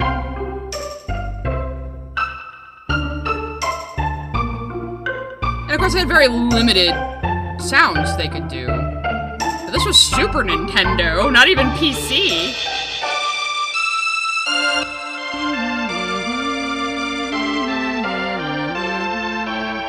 Still even remember the tune. Let's find some more. Where's the, future, where's the dark future world? I remember being like, that's still playing somewhere for me. It's Quarters of Time. Oh, this is another good one. See how it's so distinct from the other one we just listened to?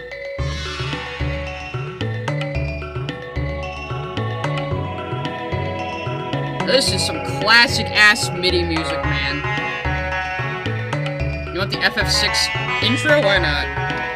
Just can't find the Chrono Trigger song I was looking for, because I don't remember what it was called.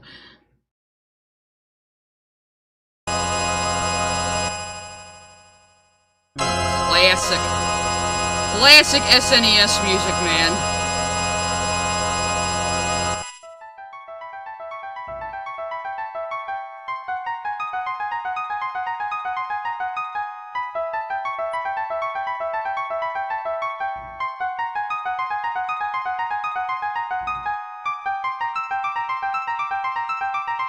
So any old Square Enix MIDI music is incredible.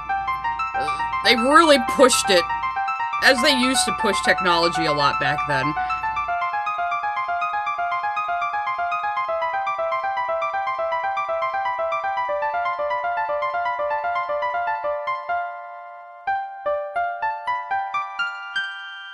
The MIDI music can sound good.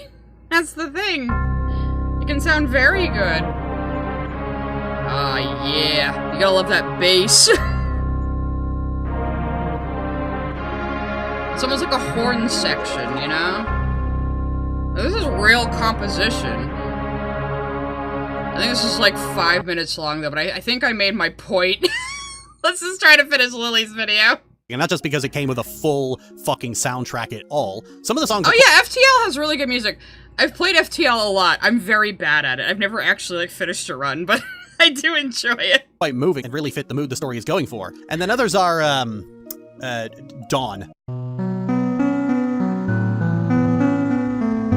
This always plays at full volume and will always startle the shit out of you. Some of them have the problem of being very loud and very harsh, and quite frankly, they don't actually blend with the game's existing music very well, but we are talking about a soundtrack made by a teenager in the early 2000s with free tools available. It's not going to be like a Nom Nom Nami game, although the file— Oh god, and she mentioned Nom Nom Nami again. Oh, it was made by a teenager in the early 2000s, but it makes me cry. It's so beautiful and moving.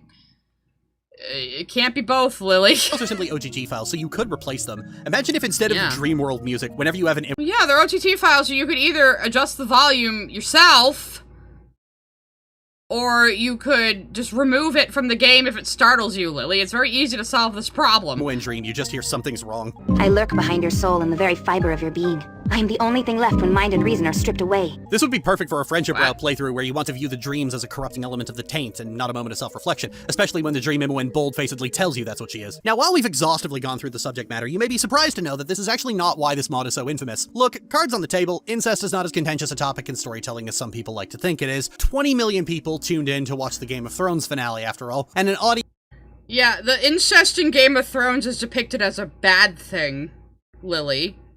Isn't the incest in— like, I never watched Game of Thrones. I'm kind of glad I didn't, considering how it ended. But isn't it, like, the incest is what makes that family, like, insane? The Lannisters? And, like, people know that? Like, it's not depicted as a good thing, Lily.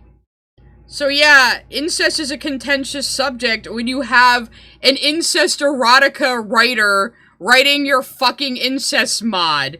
When it's for your fucking fetish, yeah, people have a problem with that. When we're looking at a medieval setting, where incest is common amongst royal families, as it was in the past, so there's a historical precedent for that, and it doesn't show it as a good thing, ever. Of course it's not contentious. In this, though, it's, I know we're siblings, but I love you so much, and love and happiness is all that matters, and everyone else thinks it's taboo and wrong, but I can't resist being with you. You know, there's a big fucking difference. There's a big fucking difference between the two. Audience hungry for sister fucking got 5 Dollenganger books written and got them all adapted into salacious TV movies. And that cannibal incest game, despite being terrible, elevated the developer from shameless ripoff artist to fucking millionaire overnight. How are they a shameless ripoff artist? And also, at least at first, the incest in the Lele was depicted as bad. It might be going more into fetish territory now, as more chapters come out. Yeah, it's a little sus, but you certainly are obsessed with it.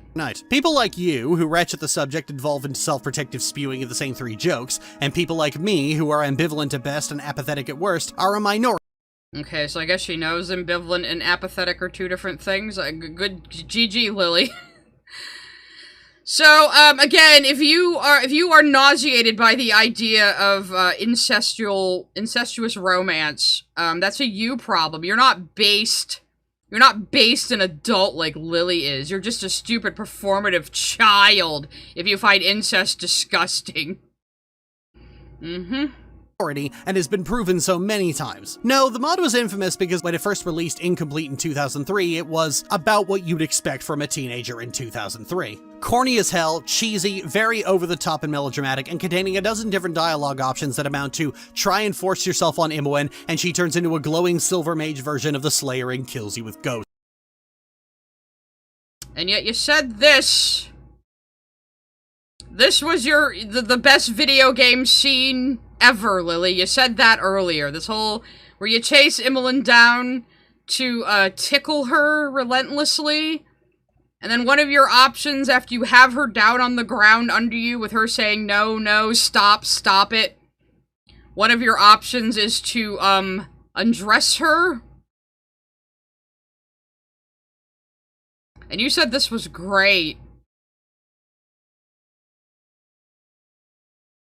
Also, did he write Uber Mage Extraordinaire, or was that T.C. Dale? We need to know. Inquiring minds would like to know. It was eventually rewritten in the 2010s by T.C. Dale, and the long-awaited Throne of Ball segment finished by the original author Israel Barbazano, 12 years older, wiser, and now a professional published author. Hell yeah. Self-published, also. You're not gonna mention anything about T.C. Dale, huh? Who we did look at earlier. Maybe I should bring up... There's Davrin again. Ignore him. I'll bring up her... Davrin can't save us now. Yeah, author T.C. Dale, writer of Like, about, a dad jerking off to his daughter's OnlyFans.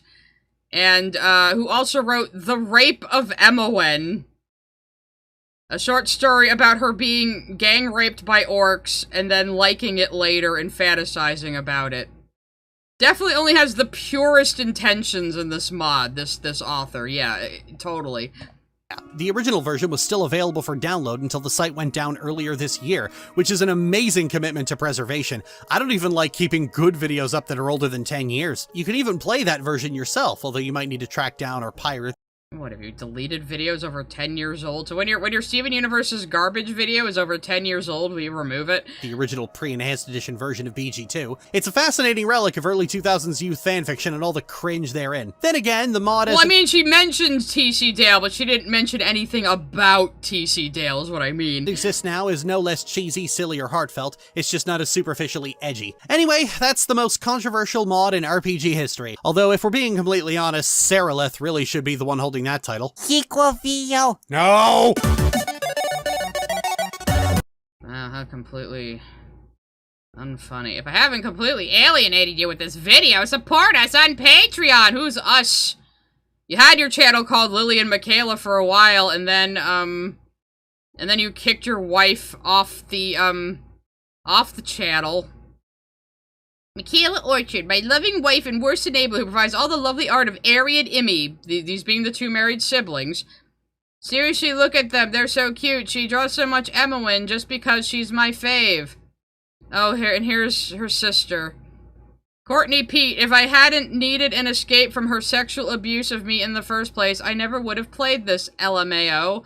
I'm glad you're homeless right now, you foul, crack-addled jizzrag. Rest in peace, you won't be missed.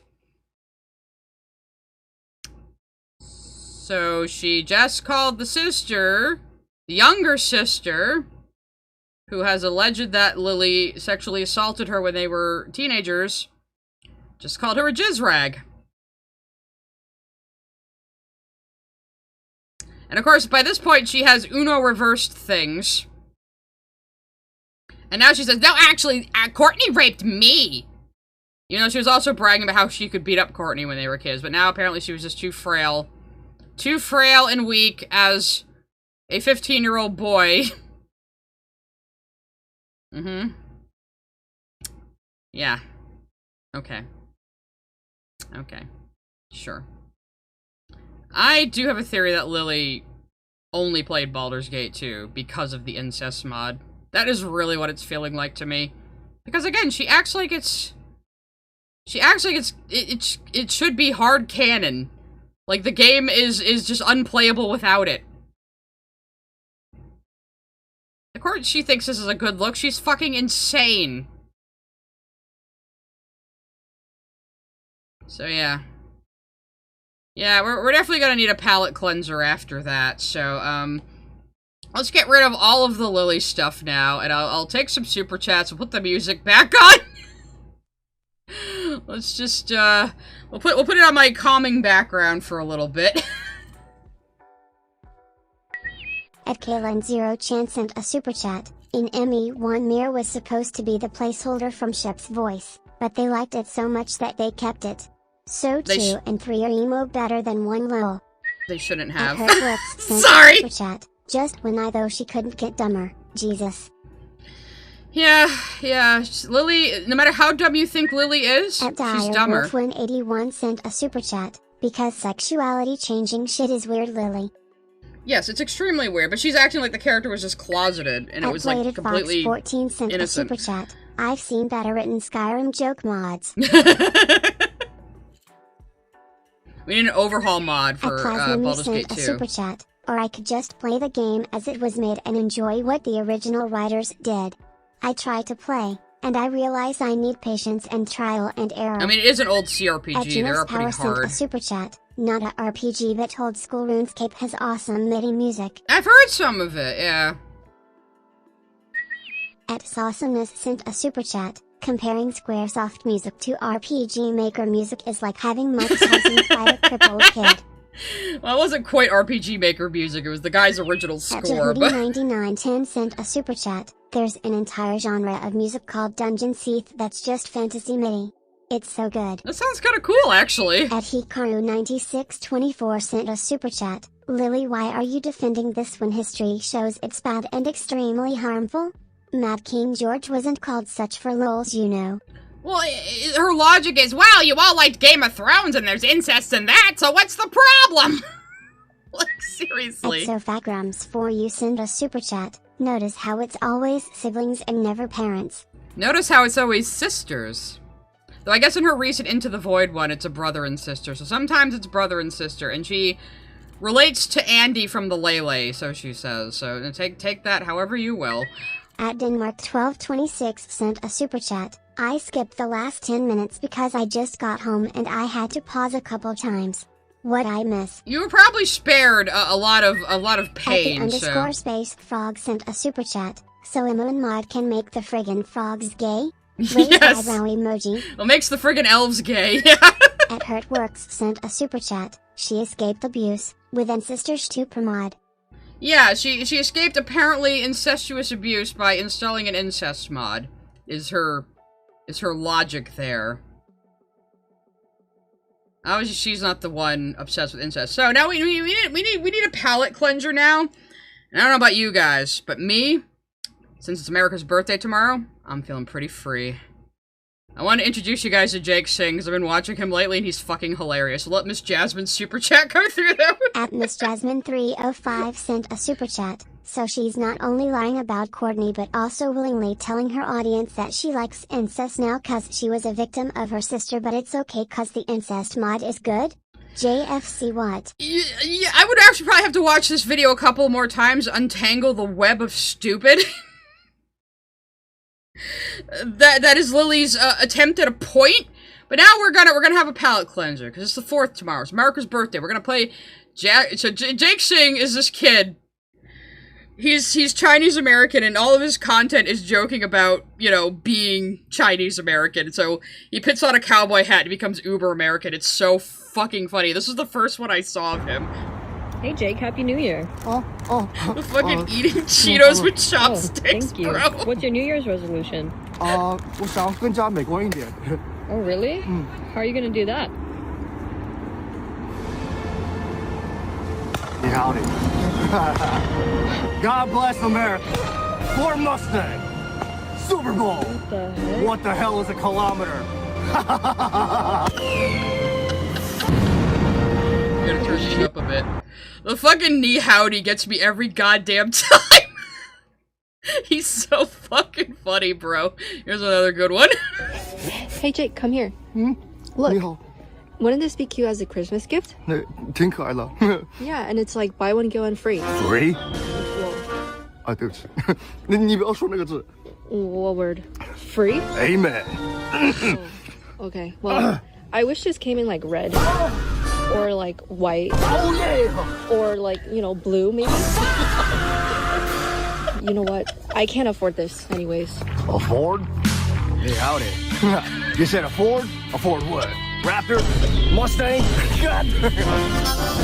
Dude, are you crazy? 不好意思。 We were talking about this in my Discord. It's like, how does he make this one joke continuously funny? He's just fucking talented, man. Wait, this one. This is another one of my favorite ones. 小妮吃美啦吃些什么？surprise 啊！像什么呢？是你 He 最 likes 喜 to 欢 use the fa. He's a zoomer. 看起来挺棒的耶。尝一口。我现在没有很饿，我等一下吃吧。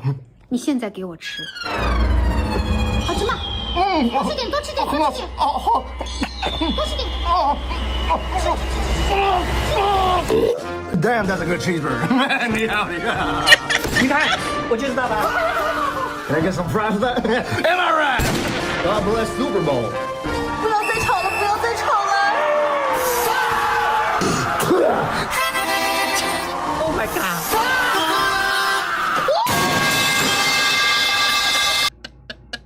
I gotta find the one where he was on a horse. I think I ordered it by Popular. Let's see. There's.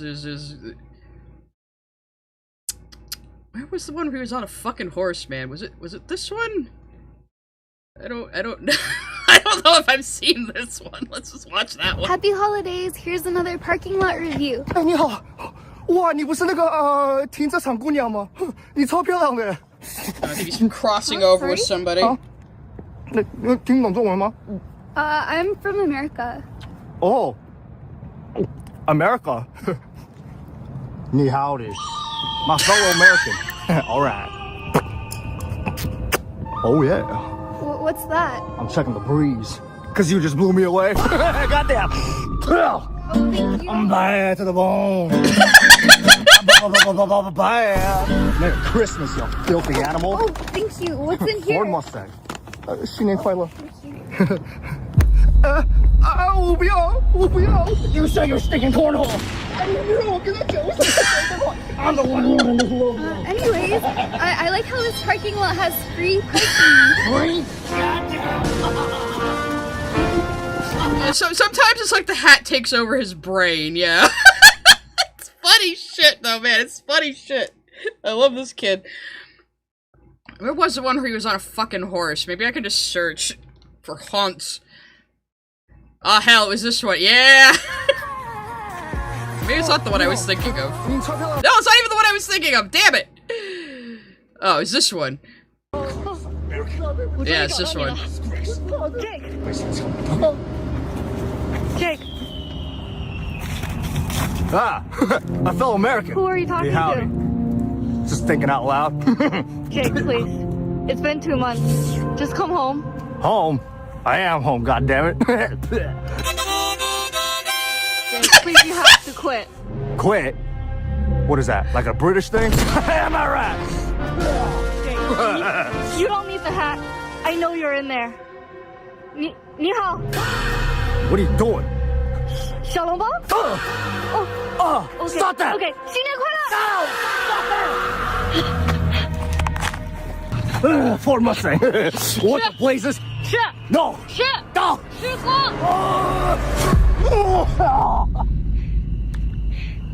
Jake 你好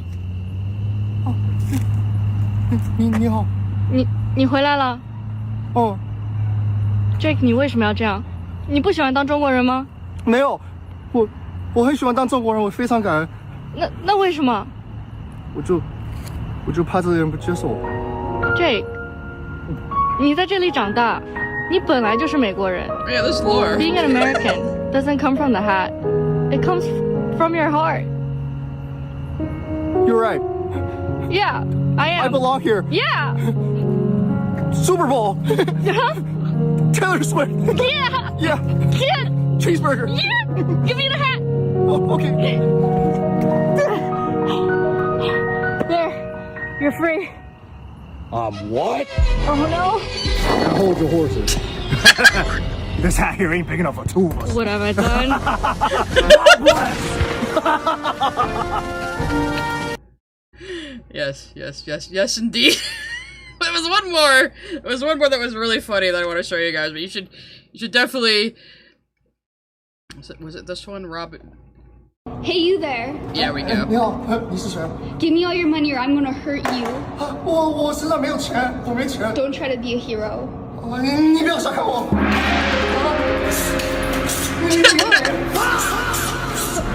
Okay, I'm leaving. Hey, you there. Fellow American. 你 howdy. Cough up your money or I'm gonna hurt you. Highway robbery, huh? Looks like I'm gonna have to defend myself. Whoa, whoa. I should warn you, I'm a black belt. You don't even know how to use that thing. Oh yeah? I'm just gonna have to shoot you there. Whoa, whoa. On video. I'm gonna post your video on Facebook, show it to a local sheriff station. Okay. You're gonna look like a real Joke's goober. over. I'm not gonna ask you again. Give me your money. Alright. You leave me no choice. I'm just gonna take your life. Whoa, and turn it around. In the name of the Lord, change your ways!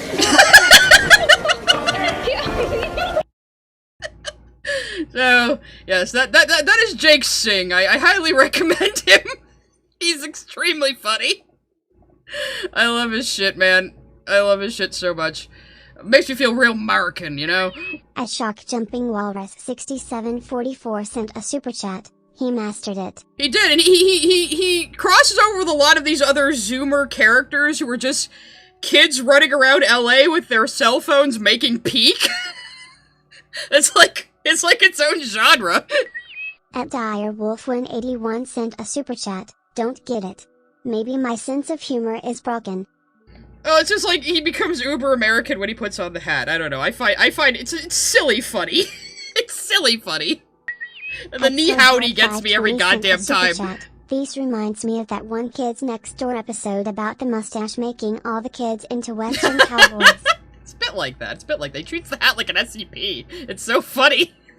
Anyways, that was our little 4th of July palate cleanser, since it's America's birthday tomorrow. Oh, hail America! Anyway, so yes, hopefully that helped balance out the Canadian incest. So, I think I'm gonna wrap it up there, guys. A good 3 hours. 3 hours is pretty short for a Lily stream.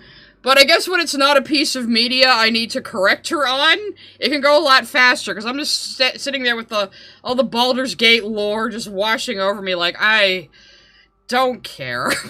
So, we'll see what Lily has for us next time she releases some terrible video. I will be letting you guys vote on a Friday stream next time, I promise. And then we'll probably try to go back to, like, Has-Been Hate-Dem Reacts for Wednesdays. So, we'll see, but that's the plan for now. And don't forget, Tuesdays and Thursdays, I'm playing Disco Elysium right now. If you want to come watch me play it blind. I'm confused most of the time, but I'm role-playing Harry Dubois as a, slightly psychic drug addict. Pathetic cop. So, it's good, it's fun, it's good times, anyway. So, thank you for coming, thank you for all your super chats, you guys are very generous today, I do appreciate it, helps me keep doing what I do, and go check out my other stuff if you're new here, and go check out Jake Singh, he's awesome. Anyway, goodbye for now.